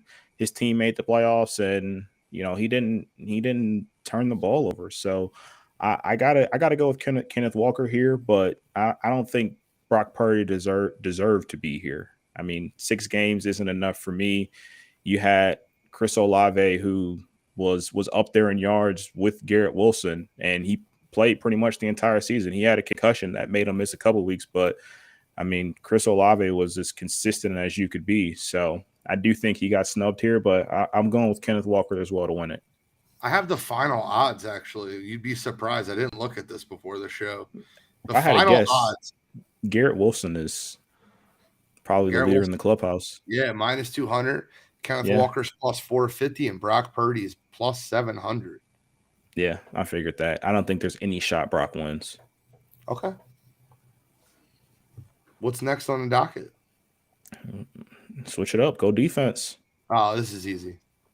Yeah, he's the best corner. He's the second best corner in football right now. Like in his rookie year, he was an All-Pro. It's Sauce, and it's Sauce by a month. Listen, Aiden. First of all, let me give Aiden Hutchinson all the credit he deserves. Anybody that thought, and I told you guys this on draft night, I said Aiden Hutchinson should be the #1 overall pick in this draft because the leadership that he brings to a team, he's a winner, and he finds ways to win football games. Aiden Hutchinson is the clubhouse guy, and I love the kid. I've been high on him. I know Bill's going to be high on him. He's a Michigan guy. And Tariq Woolen led the rookies in interceptions and turnovers. Guy had a hell of a year in Seattle. But to me, this is Sauce, and it's Sauce by a mile. Yeah, I'm not going to disagree with you. And to your other point, I mean, I think honestly for a rookie of the year, I mean, I think this is a very impressive group across the board. Yeah. I was a little higher on Aiden, obviously because of the Michigan thing, but he had a great year. I mean, I think if it's any other year with a guy not named Sauce in the same rookie class as him, he probably wins Rookie of the Year. Agreed. He had 3 interceptions as a DN, 7.5 sacks. He had like 20 tackles for loss. Aiden Hutchinson had a great year. Sauce Gardner had a better year. To Gene's point, he's somewhere in the top 3 or 4 cover corners in the entire league already as a rookie. He is everything that we thought he was going to be. We all loved him last year in Cincinnati. This one, to Gene's point, it is easy. I think Sauce should win, and Sauce is going to win. Yeah, definitely Sauce. Should be Sauce. Sauce is going to win it. I mean, I'll say the one thing that's been super impressive about Sauce is that a lot of times with these younger players, they kind of get the attitude of kind of like earning your keep in a sense. Sauce from day one was, I'm going to talk to you. I don't care how long you've been in the league. I don't care how many All-Pros you have. I'm going to get physical with you, and I'm going to talk to you the entire time because that's just who I am, and I think I'm better than you. So gotta love that kind of mantra from a corner, especially a young guy. And I think Sauce is he's gonna be an All-Pro for a long time to come. Start us off on the next one, Tro. Comeback player of the year. For me, I don't think this one is necessarily close given the circumstances. I'm gonna go Saquon Barkley. I think Saquon had so many injuries, and he finally stayed healthy this year, and he helped lead his team to the playoffs, and he showed you that he's back to being one of those top 5 backs in the league. I love what happened with Geno Smith and his story of just like not being a starter, and it really was just kind of like a throwaway piece. It was like, we gave up Russell Wilson. We had no aspirations of going to the playoffs. But Geno went in, won the job, and took him to the playoffs. But I'm still going Saquon here. Shally? This category is interesting for me because I do think you can make a legitimate case for all of them, to be honest. Yeah, agreed. And this is the closest odds wise. Yeah. Saquon is plus 175, Geno is plus 175, and Christian McCaffrey is plus 250. So this is the biggest coin flip out of all of the awards we're going to talk about. I see, this is tough for me. I mean, I agree with everything that Cottrell said about Saquon, fully being back, and like you said, being that guy that we all thought he was after his rookie year and the year after. I think McCaffrey. I think the trade kind of hurts him because he was kind of having a so-so year before, he went to San Fran, and he's been all-world old C-Mac there. Trade helps him. Yeah, your trade absolutely helped him. Yeah, okay. I think you said hurts him. Sorry. No. And I think Geno, man, I mean, Geno led his team to the playoffs. I mean, it's a quarterback, and kind of like Cottrell said, he was kind of like the forgotten dude. I mean, like nobody was like, Geno Smith's going to be my guy. And Seattle's talking about, extending him and bringing him back. Just for fun. I don't know where Gene's going here, but I'll give Geno a vote. I'll go with Geno. I'm going Saquon. I think Saquon should win it. It's Geno wins quote of the year. Kyle Edwards said this perfectly. Geno wins quote of the year, but Saquon wins the award. I still love the quote. They wrote me off. I didn't write back.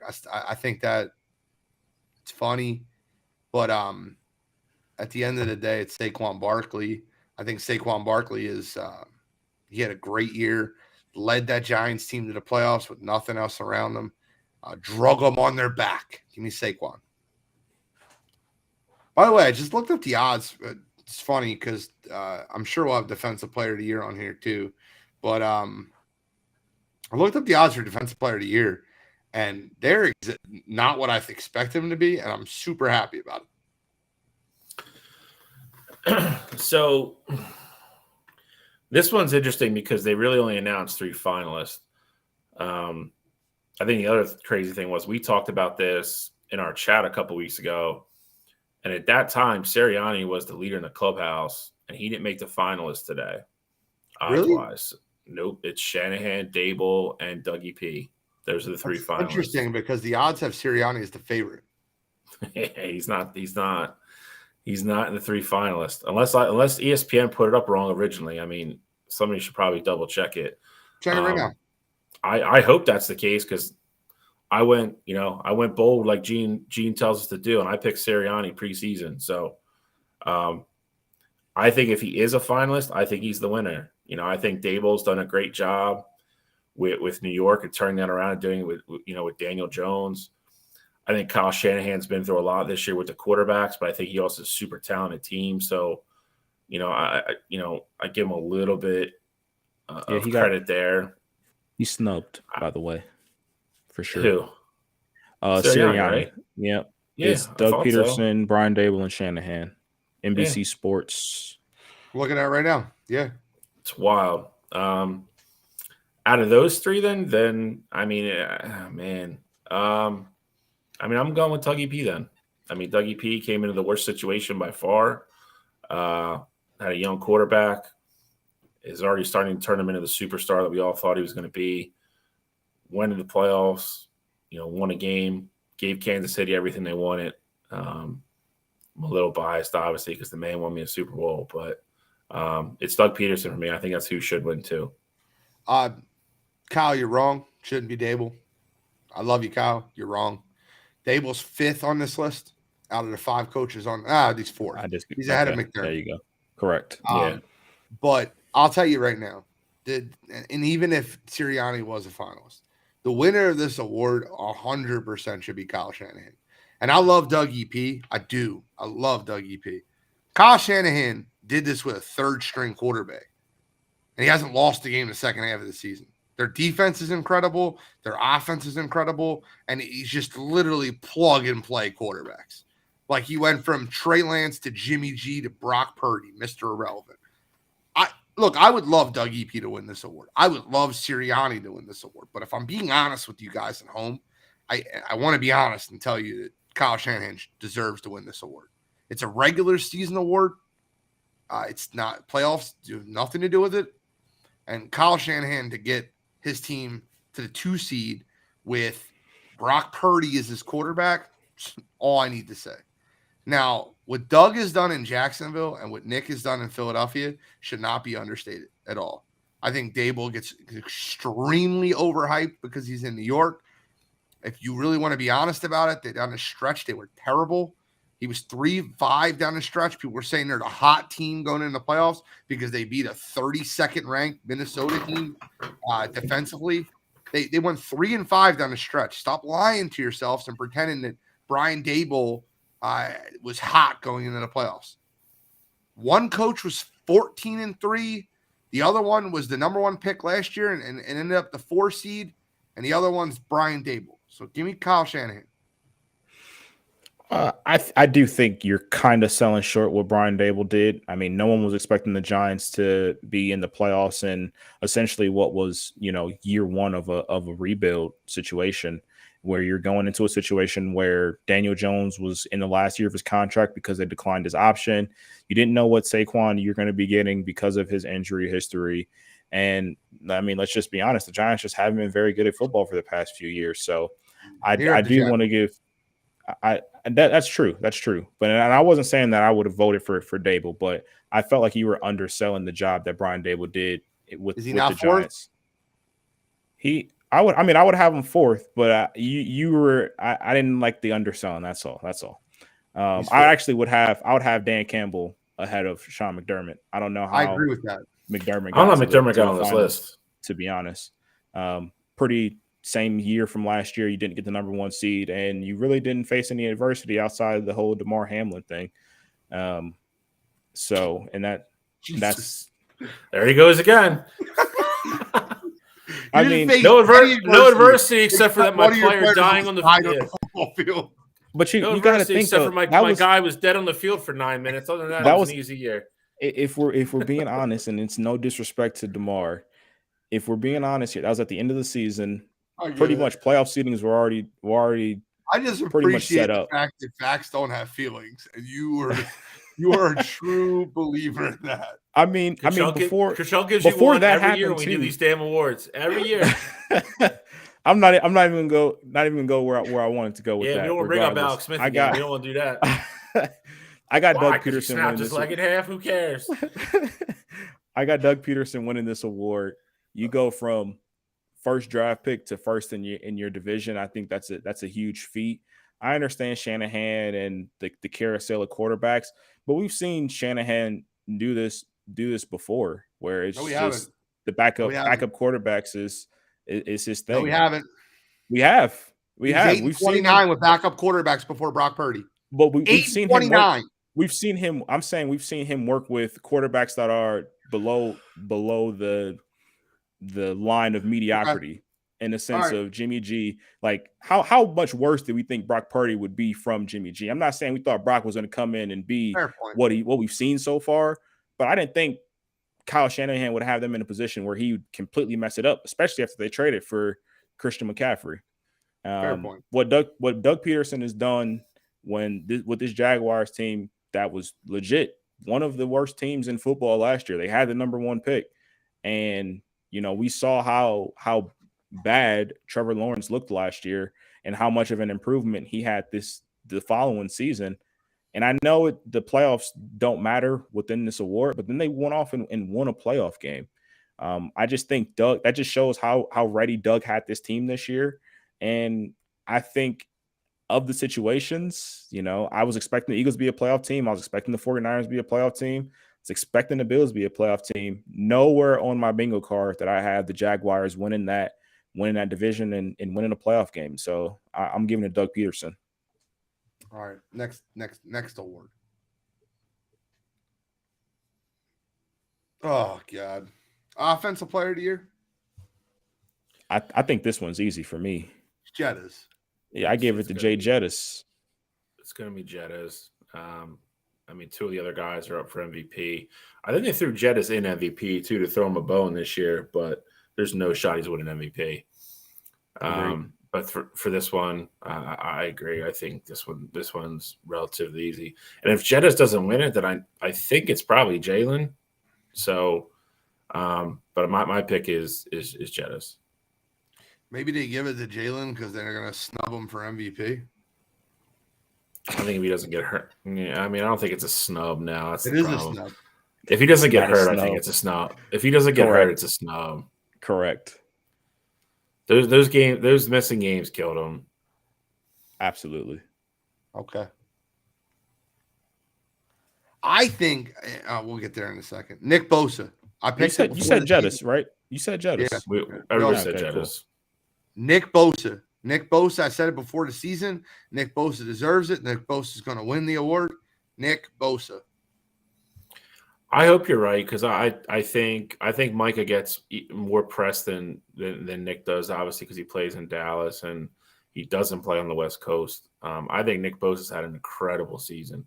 Minus 1,100 favorite. Nick Bosa. Yeah, I like Nick Bosa as well.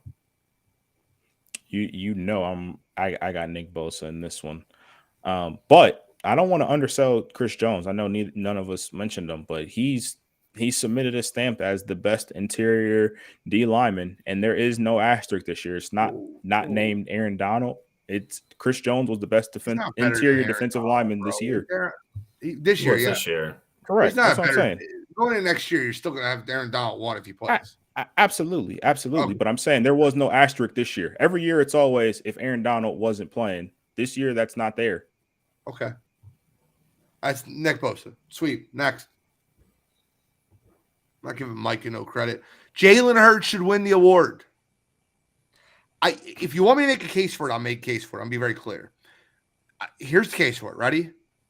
The Saints game at Philadelphia. What's the word? I can't read. My eyes are hurting me. Cottrell, can you read me the name of this award that we're talking about? Most valuable player. 15-1 as a starter. Jalen Hurts. Thank you. The end. 2 games he didn't start. They lost. Most valuable player. We can't do this every time there's a player that we want to win the award. Like guys, that. I picked Shanahan over Sirianni. I'm not a homer. Most valuable player. I'm not saying that, but we know that's not the nature of this award. It's not the most valuable player. And we talk about it who should win the award, not who I think's going to win the award. I get that, but we know MVP is it's player of the year, which is really what the award should be. This is my pick. I get it. I'm not arguing the pick. I'm not arguing the pick. I'm just saying you can't hone in on the word valuable. You can't hone in on the word valuable. With less carried his team. Stop it, bro. Travis Kelce's the best tight end ever played a football game. Stop. You can't tell me. You can't tell me KC's offense is as good as Philly's, though. It is. Oh, just as good. Here we go. I'm not entertaining you. I'm not entertaining you. Listen. I'm going. Not entertaining it. There is nothing that would make me more happy for the adversity the kid went through for the first 2 years to what he did this year and took the step and shut everybody up, including myself, including Gene, including a lot of people. I'm not saying the kid doesn't deserve it. There'd be nothing that would make me happier than for the kid to win it. I want Jalen Hurts to win it. Patrick Mahomes to win MVP. I don't want him to win it. Bill, let me tell you why I don't want him to win it. What happened the last time? What happened the last time our quarterback was snubbed the MVP award? He got snubbed for the same reason, too. I'm good. And what happened? History repeats itself. I'm good with him not winning it. I'm just telling you who should win it. I get it. And we got to pay him more, too, if he wins it. So. And RJ, hold on. Let me put this up real quick. Uh-oh. Let me ask you guys a question real quick, just for fun. Let's just stop for a minute. We have to really argue who we got trapped, Control. We got trapped again. Better between the Chiefs I want to and ask you a Eagles. question. You're the only person in America. Who would you rather have on your team, AJ Brown and Travis Kelce? I would rather have AJ Brown than Marquez Valdez Scantling. Yeah, you can't do that. No, Number but you're one not weapon asking. You're versus not. number You're one not. You're weapon. asking. You're asking. No, do you want these grapes or do you want this watermelon? Like you're not comparing apples to apples. Number do you one want weapon Travis? versus number one weapon. Do you? How about No, how because about you I'll have take 6 AJ other weapons on Brown. the field. Yeah. I'll take Hold AJ on, Brown I'm over not done. I'm Juju, not done. over Marquez. That's not what I asked. Okay, hold on. So I'll take number one Devontae weapon Smith versus over number one those weapon. guys. Travis Kelce or AJ I'm Brown? not comparing a receiver to a tight end. I'm just not Who'd you doing it. have? Travis Kelce or I'm not Jalen doing it. or I'm AJ not doing Brown? it. I'm not playing the game. You're Fine, not getting me. You know what? I'll entertain you. I'll take Kelce. Okay, Devontae Smith or Juju Smith-Schuster? Devonta Smith. Okay, I won't argue that, but it's very close. No, it's not. It is. Devonta. All right. The rest of the comparables that you're going to give, the answer is the Eagles for everyone down the board. Okay. It is. Where am I wrong? All right, so Devonta and who? Devonta and Juju? Devonta. Yeah, that was Dallas Goedert and whoever else. The answer is Dallas Goedert. Miles Sanders and Pacheco. The answer is Miles Sanders. I'll It's not take close. Pacheco. Oh, come on, man. Stop. He's taking Creed. Close. He's taking Creed Humphrey over Lane Johnson, and whoa! I'm taking Jason Kelce over Creed Humphrey. He's taking Orlando Brown over. I'm not doing that. Jason Kelce. Who knows what crazy stuff's going to spew out? All right. So we got UFC. We gotta get going. By the way, guys, I know. Let's just be quick here because it was a terrible card. It was. But that's okay. I called it. Outside of, listen, I'll tell you right now. Lucky, what? I wouldn't say terrible card. It was a bad card. Lauren, listen. I was embarrassed. Murphy got the dog shit beat out of her. For Lauren Murphy. She got destroyed. I said she was a live dog. I was completely wrong there. Brandon Moreno won. Exactly what I thought he was going to win. And Dr. Jamal Hill beat up an old ass Glover. Like I said he was going. 2-1. I went, well, I guess we're saying, what do you mean 2-1? What was the third fight? He picked we all Glover. picked Gilbert, but I picked Glover and I picked Moreno. So you're 1-1. The two fights. We talked about Burns for a second. We just all agreed he was going to win by annihilation. Okay. All right, Burns. I thought you were giving me I just said it was an upset special. I thought you were holding my feet to the fire. No. So I went 3-0 then. Yeah. Stud. Gilbert Burns looked great. Did. I just don't know where Gilbert Burns goes. That's the problem. Bilal Muhammad said it best against Neil Magny, who was number 14. I was expecting Gilbert to look like that. Yeah, I agree. But Bilal Muhammad said a lot of other stuff that you didn't agree with. So you can't pick and choose what you agree with. No. It's not that. No. It's not that he says things. I just don't like watching him fight. It's not. I don't care about the stuff that he says. I have no issue with the stuff that he says. He would run through Colby Covington. Do you agree with that? Yeah, nope.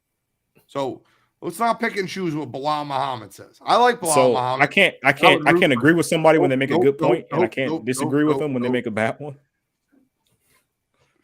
Bilal and Gilbert, that's probably going to be next up. They both won it. Gilbert Burns tweeted, "I'll fight anyone." I'll take Gilbert. That's not happening. I want Bilal and Colby. Colby ain't taking that fight. Nah, Colby's in a good spot right now. He's going to wait. He's not a good spot.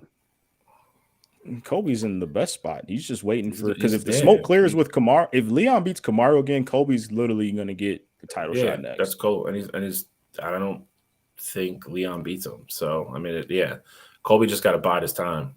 There's no better person. Kamaru better spot to be Leon. You're not putting Colby versus Kamaru again. No, that's when he's in a tough spot. That's when he's in a tough spot. Then he's got to take. I'm saying if Leon wins, he literally has to do nothing, and he's probably going to get the next shot. You gotta hope a lottery ticket hits. So it's got better odds. Hit last time. Yeah, it's the same thing. Bro, but you watch that fight for 4.5 rounds. Kamaru Usman absolutely brutalized that man. They were talking about him quitting. His corner was like, you can't quit the fight. Let's stop pretending the first 4.5 minutes didn't happen. He pulled out the Matt Serra leg kick, bro. I get it. But Matt Serra beat GSP one time, and that was the only big win of his career ever. And then he got his ass beat every other fight. And this is what Leon Edwards did. And Leon Edwards is going to get killed in a month and a half. Probably. Killed. Probably.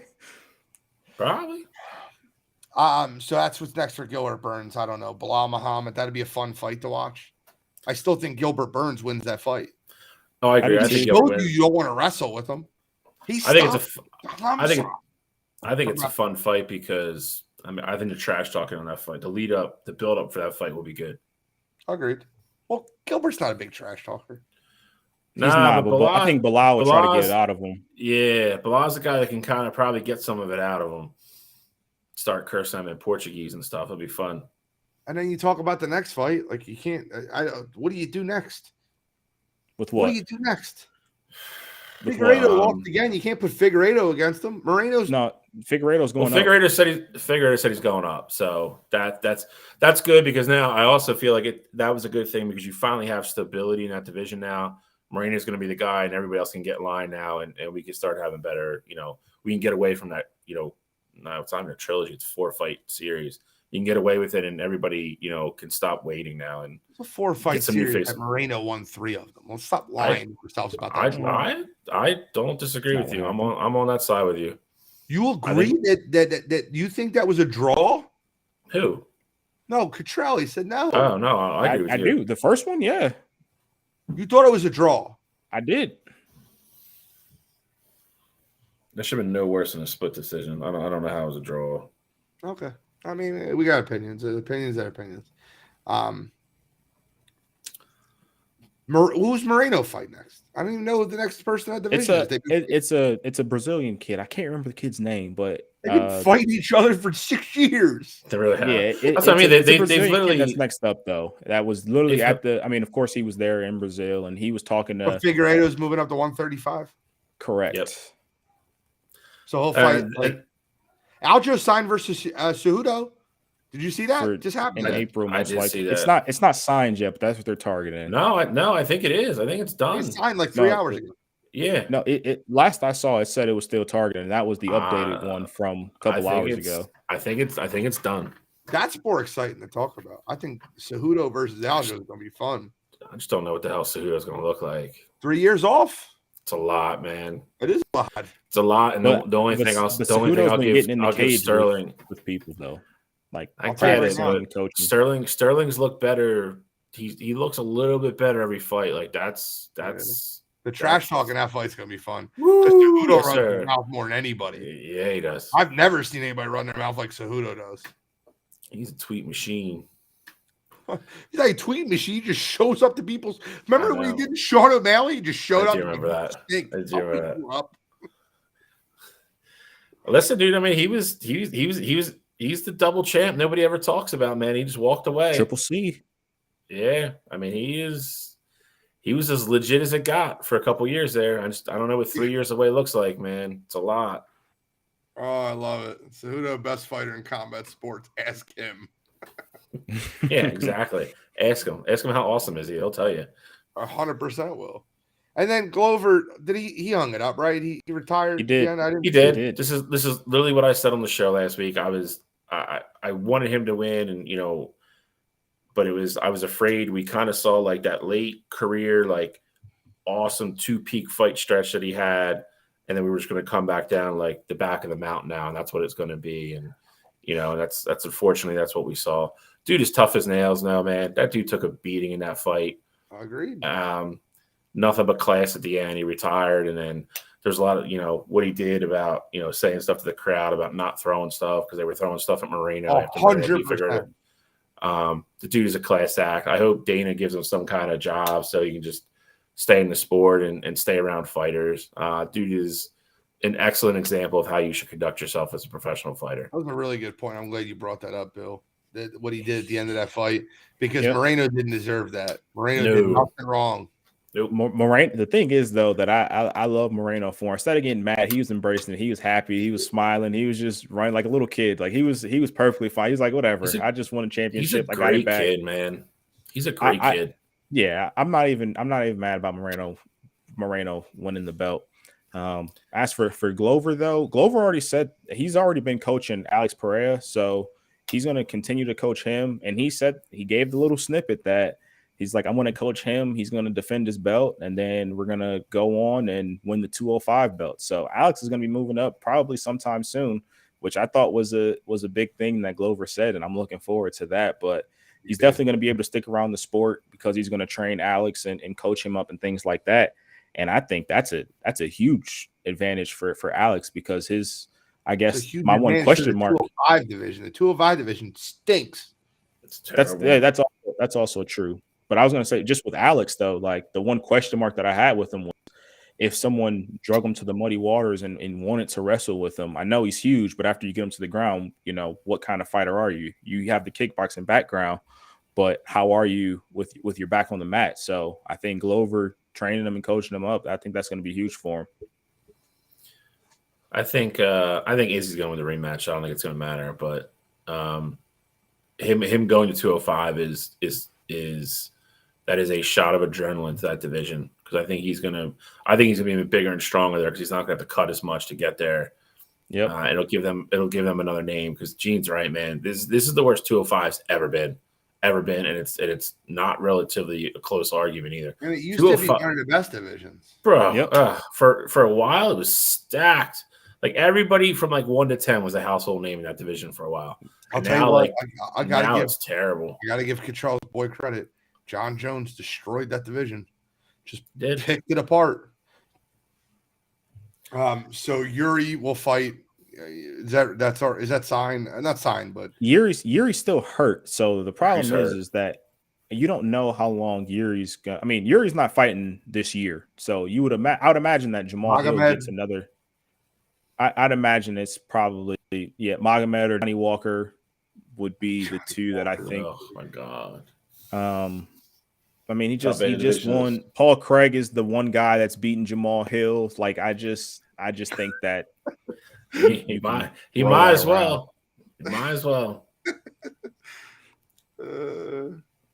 He said it's been horrendous for years. John Jones has been fighting washed up pride fighters for 2 decades. Stop. It's funny though. It's not accurate, but it's funny. It's funny. John Jones fought DC. Nobody's Lyoto Machida had his reign in that division. Yeah. Shogun had his reign in that division. Gustafson twice. He ruined Gustafson's career. He did. There's nobody that I can really think of. I mean, I guess you could argue probably GSP, but nobody really has ever cleaned out a division like that. Silva too, actually. Well, Anderson cleaned out 185. 100%. Yeah, he did. You're right.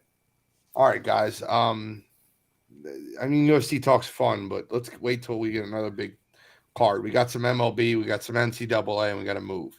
Got a few weeks for the next card. Yeah, a few weeks. Yeah. We'll talk about UFC again. Hall of Fame happened. One guy got in. Scott Rowland, the guy that forced his way out of Philadelphia. I'm so happy for him. Todd Helton got close. Billy Wagner got close. Andrew Jones and Gary Sheffield will never get there.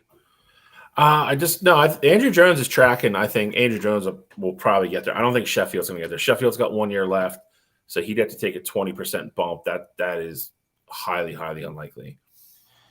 I'm not. All right, so I just want to take this time to tell you that Baseball Hall of Fame is broken. I really believe that. I'm not I feel like the NFL did it right. The NBA lets everybody in. Baseball lets nobody in. And then the NFL does it really good. We're going to let you in. And they have an award every year for that many players to play Major League Baseball. For them to only have one guy coming in this year is an absolute travesty and a joke to the sport. I don't know, man. I think that the Baseball Hall of Fame is they just need new voters, man. They need to get rid of these old dogs that just have stuck in their ways. Not a fan of one guy making the Hall of Fame. Remember the Hall of Fame game used to mean something, Bill?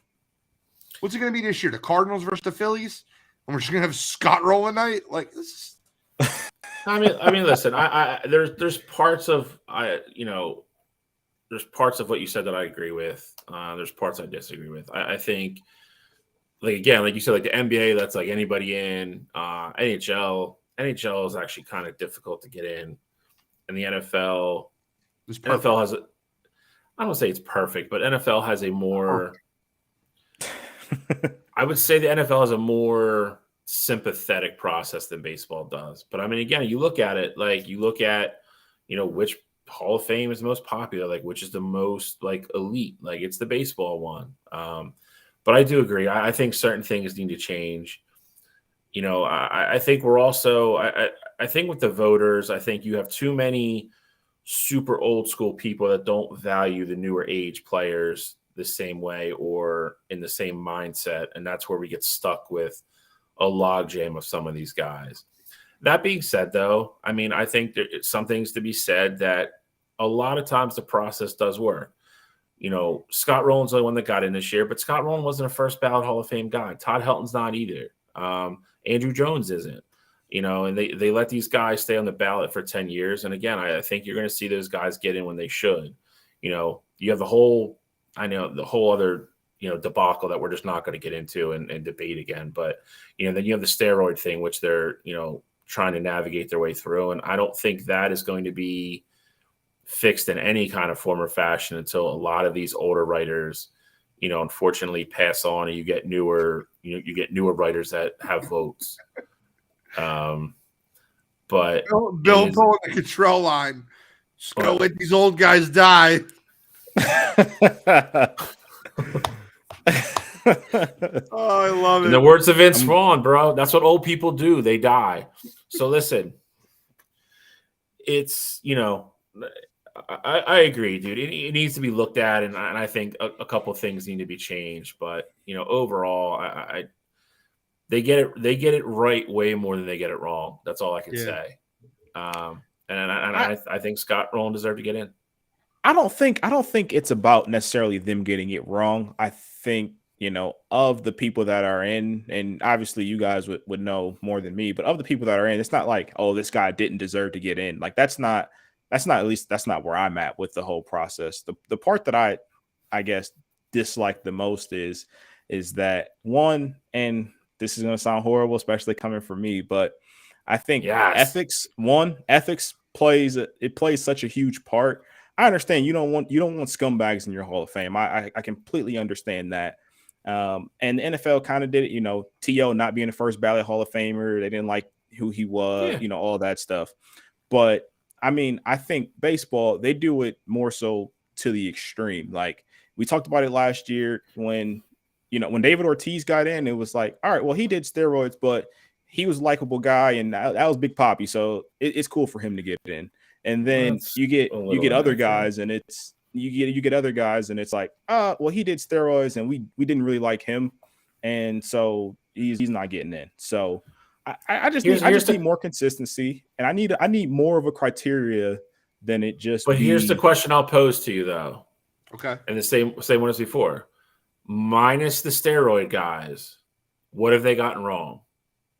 Again, I didn't say that they've gotten, and that's assuming you think they got it wrong with the steroid guys. Minus this like decade of baseball that like we've all been debating for the last almost a decade now because we knew it was going to come up. Actually, it's been a decade because Bonds and Clemens were on for a decade. So minus that decade of steroids players, what have the writers or what have Major League Baseball Hall of Fame really gotten wrong? Barry Bonds. No. I said minus the steroids people. He never got.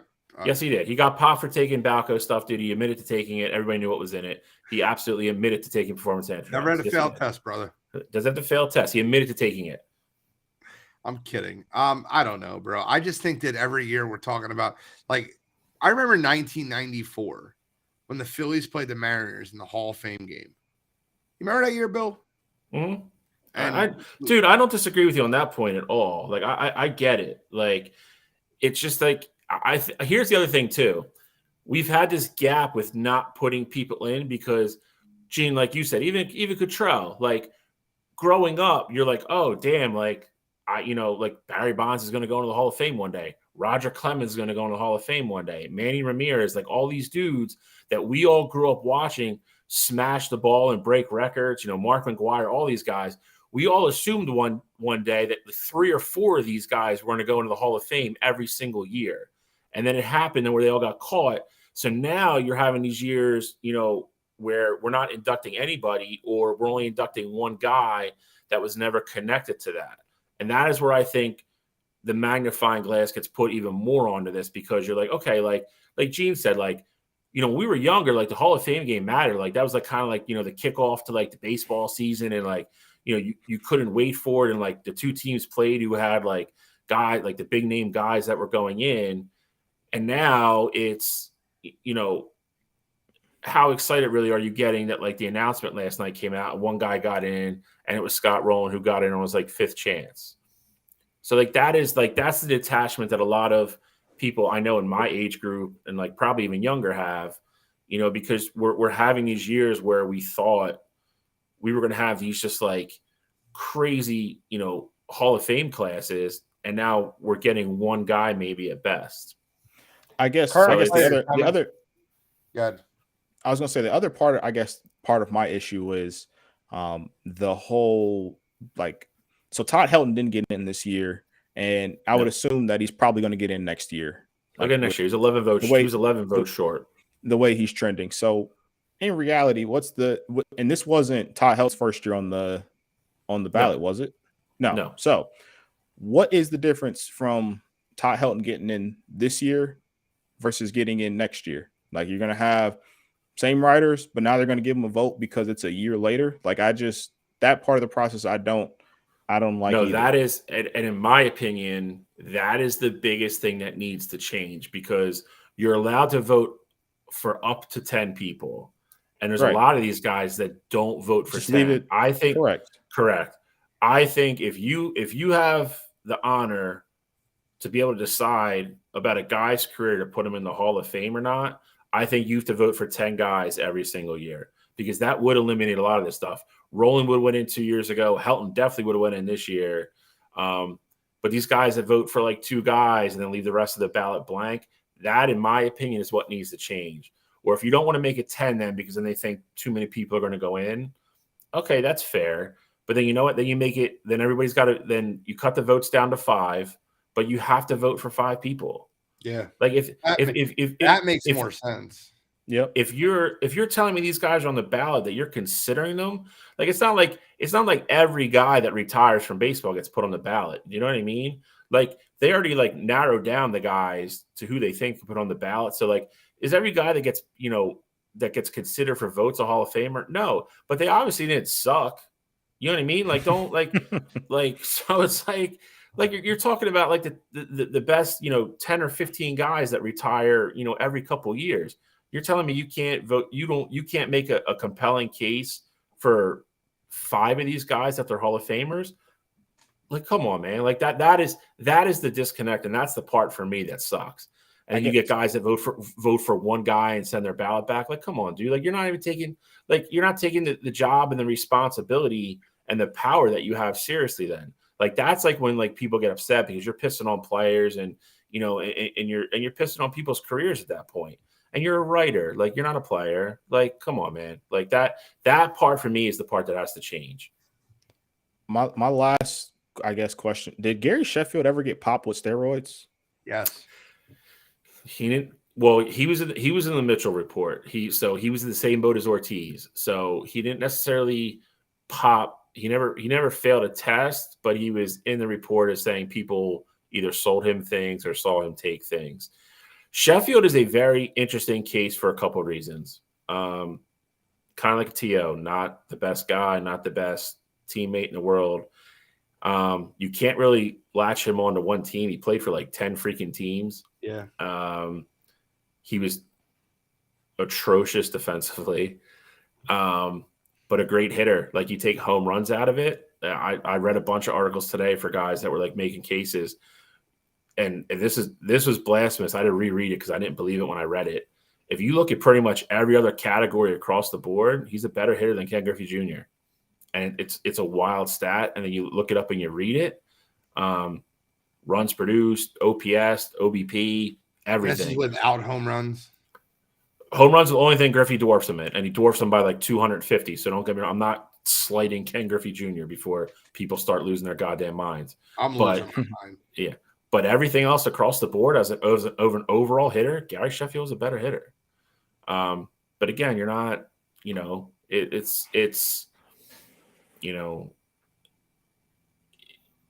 he's one of those ones, man. Just he has too many negatives. Like, and again, defense shouldn't matter. I mean, Ken Griffey Jr. was, debatably the best center fielder in major leagues for 10 years.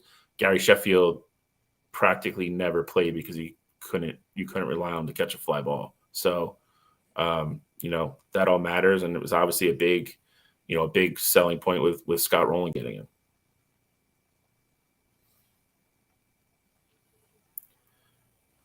Yes, they were. But of course it got leaked. So that just added fuel to the fire of this whole debate. But again, the consistency part of it is, kind of like Cottrell said. I mean, David Ortiz was in the Mitchell report. You can defend him till you're blue in the face if you want to, but he was in there and he got in. He got in first ballot. So there's just, the voting process is broken. It's got to be fixed or at least revamped or tweaked or something. I think it's getting a little out of hand, but I'm happy for Scott Rowland. Obviously, I grew up watching, when I first started watching baseball, I watched Mike Schmidt. He was my favorite player growing up, but I was a huge Scott Rowland guy. The dude was incredible. Mike Schmidt, has even said publicly that Scott Rowland was a better fielder than he was. The dude was incredible at third base. 8 Gold Gloves. Brooks Robinson and Mike Schmidt are the only ones that have more. He is even a crazier stat. I saw this. His peak 8 years were between 97 and 2004. The only people he trailed for cumulative WAR in those 8 years were Barry Bonds and Alex Rodriguez. I think people, a lot of people forget how good Rowland was in his prime, and he was a very, very, very good baseball player. It sucks that it didn't work out here, and he wasn't a lifelong Philly, but he deserves to be in. I don't think this is a controversial pick at all. I think some people just don't remember how good he was. All right, well, let's move on to NCAA basketball. Gentlemen, halfway through the season at this point. It's a crapshoot still. So, do you remember your final 4 picks? I can look them up. We can look them up for next week. But who are your final 4 picks, Cottrell? I had, let me pull it up right here. I know I had Baylor. Okay. I had UNC. I believe it was Kentucky and Michigan State. I believe those were my 4. And none of them are ranked, right? Baylor's ranked. I don't know if Baylor's ranked. They lost. I don't know. Maybe they are still. But I think Baylor is ranked. It's been a wild college basketball season. How many people had Alabama? We talked about Bama a little bit. I mean, I know I had UNC, Texas. Yeah, I had UNC, Texas, Kansas, and I can't remember my 4th. I thought it was Kentucky. I thought we all had Kentucky. Maybe it was Kentucky. Maybe you're right. Maybe it was Kentucky. UNC starting to play like UNC again after they took their swoon. Which is I was expecting that. I was expecting. Yeah, I mean, I'm plus 4,500. I got them at plus 5,500 when it was that bad. So I put Arkansas plus 7,500 as like a shot in the dark. Mm-hmm. But I think their best player out for the year.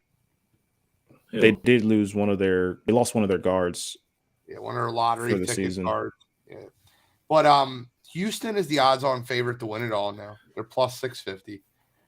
They look like the best team in the country. They just lost recently. You know who looks they lost really to freaking good? Temple, bro. I know.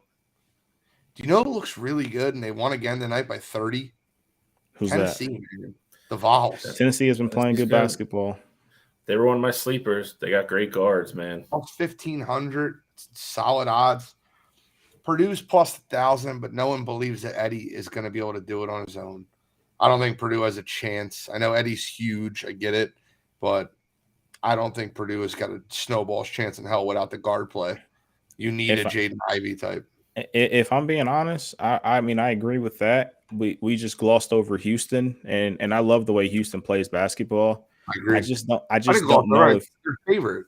No. I know that, but I'm just saying I don't know if I believe in them to win They struggle March Madness tournament. Exactly. Yeah. That's my biggest thing. It's like we saw how long it took for Virginia, a team that's primarily focused on their defense and the low scoring games, and they win the ugly ones. We saw how long it took for them to win a national championship, and they had to have lottery picks on their team to get over that hump. So that's the one thing that cautioned me a little bit with Houston, because I mean that's how they lost to Temple. They couldn't score. So That was mind-boggling, that game. If you had to redo the Final Four halfway through the season, who would your Final Four be? Ooh. I'm just throwing a shot in the dark right now. Kansas is falling apart. I'll keep UNC. Me too. Okay, I'm with you. So Final Three. Even though we just discussed it, it'd be really hard for me not to put Houston in there right now. I would have Alabama would be in there for me. I'll go UNC, Houston, Texas. Torn between Tennessee and Alabama. I'll go Tennessee. I'll go UNC, Alabama, UNC, Alabama, Tennessee, and Houston. I didn't want to say it. I don't know if you were like stroking out or what the hell was happening there. I will. I mean, based on what if it's based on what we've seen so far, obviously, like Houston has to be up there in contention. I just don't think their level of play is going to get them. I think there's going to be one game where they struggle to score and they get bounced by a team that they're probably better than. Yeah. With that said, I would take UNC, Alabama. I probably would take UCLA with reluctancy. I just think once the tournament starts, they're gonna be fine. They're there. They're already there, but I just think that, once tourney starts, they got those guys with the experience of being in the Final Four. Like a lot of those guys were on that team, and I think they'll be fine. And then my last one probably would be Tennessee. So I go UNC, Alabama, Tennessee, and UCLA. Guys, this is gonna be a staple. NCAA basketball is gonna be a staple on the show going forward. When we have a couple more weeks of football, we'll get a little bit more NBA talk. Pitchers and catchers in a couple weeks, man. You guys ready for that? Let's go. Said today, man. I left work and it was still sunny. I'm like starting to feel like softball weather. Yeah. Just saying. Let's get into you gotta be kidding me. We had schools closed down for snow days and whatnot. So it snowed in Central PA. I mean, it snowed as close as like Allentown and stuff. Kachal, you chose to live in that hellhole, so I don't feel bad for you. Getting you got to be kidding me. Kachal starts off. I'm disappoint you guys. I don't really have anything. Nothing really got me this week. Nothing got me though. Nothing, normally I'm passionate about it. Nothing really grabbed me. The Brandon Moreno thing is probably the closest one. The fans throwing stuff at him, but we already covered that, so I'm not even going to go too far into it. So I got nothing this week. By the way, AJ Brown discussed the situation, and he goes, "I'm not a diva, but I want the ball." They asked him about what Sirianni was talking to him about. He said, "They throw the ball to me 100 times. I'm going to want it 101. Me personally, I just feel like I can change the game. Getting the ball often keeps you going, keeps a rhythm. It definitely puts you in the zone. You're locked in. I want the ball." So it was about. Yeah, I guess so. Again, it's. I have a lot of playoff game 38-7. Bro, I'm not. I'm not disagreeing with you. They're So I'm just on the ground. Run the football. Why do we need to throw you the football there? It's one of those things where you want your guy to have that mentality, but like we always talk about, there's like a right way and a wrong way to do a thing. That's a conversation you have once you get off the field. Like Gene said, I think when you're up 38-7 and you came off the field because they called a play to give you a deep shot to try to give you a touchdown pass at the end of the game, and then you go decide and sulk, that's a tough one for me. I mean, that's hard for me to get behind. I don't know why wide receivers are all divas, man. Good Lord Almighty. What Kevin is mentioning is we're playing 2-on-2 at LA Fitness. I've been playing basketball again, and we were playing 2-on-2, and we ran the court for a while. I couldn't miss from three for a while, but it was fun. But Bill, give me, you got to be kidding me! I can't believe Cottrell doesn't have one. So disappointed. Up until yesterday, I didn't have one either. And then There's so many. Patrick Reed bailed me out. So they were Patrick Reed was on the driving range at Rory McIlroy yesterday at the golf tournament. If you're not familiar, Patrick Reed obviously went to LIV. Him and Rory and a couple other guys have been trading barbs back and forth through the press and through media and everything for a couple months now. Patrick Reed also has like a $450 million lawsuit out against the PGA Tour, and he's named players specifically in it who have commented negatively that he thinks have hurt his brand. Rory McIlroy is one of those guys, okay? They've never been tight, to say the least. Patrick Reed's original lawsuit got thrown out of court on a couple technicalities with paperwork and some other things and a couple merits. So he refiled it. When he refiled it, he had people served on Christmas Eve with the lawsuit. Rory McIlroy was on vacation at one of his vacation homes, and they tracked him down and served him, his wife, and his daughter the lawsuit at 8:30 at night on Christmas Eve. They then went over on the driving ranges, tried to talk to Rory McIlroy like nothing happened, like nothing was going on. He said he just wanted to say hi. Roy pretty much like shook his hand, gave him a dirty look, and was like, "Get the hell away from me, dude. Like, I'm not talking to you." And then Patrick Reed had the gall to be like, "Yeah, I don't know what the problem is." Like, dude, you're a moron. Like, I can't think of another American player that has been successful as Patrick Reed has been and is hated by literally American fans. The dude's been caught borderline cheating 3 times. He's constantly at battling with people. So for me, for this week, for just having your head so far up your ass that you don't know what's going on or have any kind of clue about social cues, it's Patrick Reed for me. Come on, you gotta be kidding me. I had so many this week. I was going to use AJ Brown because I hate sulking, and then you guys kind of talked me out of it. I'm back on board. I'm back on board now. After that quote, I'm back on He's board. back on board. I'm not a diva, but I want the ball. You won 38-7. The running game was dominating. Like, bro, it's a playoff game. I know you're not used to them in Tennessee, but I won't. This is what I'm going to go with. Craig Carton from the Carton Show on Fox Sports. So last week they did on his show, they did a top 8 quarterbacks left in the playoffs. And he had Brock Purdy ranked number 8. Okay. Out of the 8 quarterbacks remaining.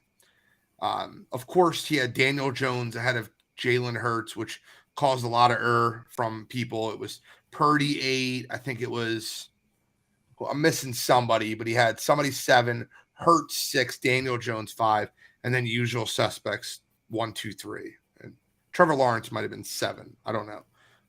But that was one thing. So last week he had Jalen Hurts 6 and Daniel Jones 5 or 4. After the performance this week, Tuesday morning, he went on and did his show, and they did the rankings for the quarterbacks left in the playoffs, the top 4. Now, no one would have had an issue with these rankings if he would have went Mahomes, Burrow, Mahomes, and then Hurts, Purdy. Nobody had an issue. What Craig Carton did was decide he wanted to put some splash material so he can get talked about on shows like this and by idiots like me. And that's fine. I don't mind trashing you. Craig Carton released his list, and his list was Patrick Mahomes, Joe Burrow, Brock Purdy, Jalen Hurts. Are you kidding me? After what he just did to your Giants, after you had Brock Purdy below Jalen Hurts last week, but after he beat your Giants, you just out of spite put Jalen Hurts 4. Well, that's okay, Craig Carton, because what's going to happen this week is I'm sure Nick Sirianni, being the goofball that he is going to play that in the Eagles locker room because that's what the Philadelphia Eagles do. I don't need to continue going on this spin. You're an idiot. You're a moron radio reporter in New York that has a biased opinion and can't be objective. Moron. So I'm going to leave you with one thing. And it's a song that I love in Philadelphia. I even bought the hoodie. And it's going to come in time for Sunday's football game. No one likes us. No one likes us. No one likes us. We don't care. We're from Philly. Effing Philly. No one likes us. We don't care. And for that reason, Craig Carton. Come on, you gotta be kidding me. It's a joke. Absolute joke. We Guys. we got to get you some singing lessons, man. That's my biggest takeaway. That's funny. Wow. Ouch. I was trying to like not be too loud. I'm in a hotel room. I've tried not being too loud tonight. I don't know if it's come through that way to you guys, but fun show. Show. I mean, in Tennessee, you're like an hour behind right now. No, come on, bro. Same time. Same time. I mean, no clue. Don't you have to come down here? Or no, in Kentucky. Never mind. Same thing. Nope, not me. Yeah. So fun show. Appreciate everybody tuning in. All the people in the comments. Kevin the Troll. A lot of comments recently. Please give it. I'm not doing that. Kevin Mooney has been absolutely hilarious bagging on RJ. It's been funny, but I'm not doing that on there. It's my best friend. So, any final comments, gentlemen? I have one. Well, it's a two-part one. Okay, I was gonna say that was two. But no, I don't. I got nothing this week. Kachel's back in. U.S. international friendly. I know World Cup's over. I'm gonna go watch some what do you call it, Gene? Grass ping pong. USA versus Serbia. New coach, got a bunch of up and comers on the squad.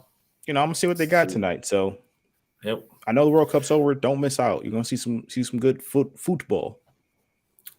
I don't have anything now. Just praying that Eagles win on Sunday, and then 2 weeks of hype. It's gonna be fun. I know it's a couple days late, but they listen to the show almost every week, and I would like to take time. It's a couple days late because I should have did it last week, but I don't think about like birthdays on the on the 18th for the 21st. Yep. Two of my best friends in the entire world had birthdays on the same day. My kid I grew up with, Danny Dempsey, he's been in the chat a ton. Bunky, you know who you are. My guy grew up Dolphins fan his whole life. He lives in Miami now. He's doing great. He just had a baby. Love you, kid. Happy birthday. And then one of my ride or dies. I was like the best man in his wedding. Like I said the speech for your wedding. Love you, Nick Hurtado. One of the greatest human beings you'll ever meet in your life. Like the kindest, nicest, realest person you'll ever meet. Never has a bad word to say about anybody. Nick Hurtado, I love you, brother. Danny Dempsey, I love you, brother. Appreciate everything you guys do for me and the friendships you guys bring. Happy birthday to both of you guys. And with that, it's Wire to Wire Sport Podcast, show 120, signing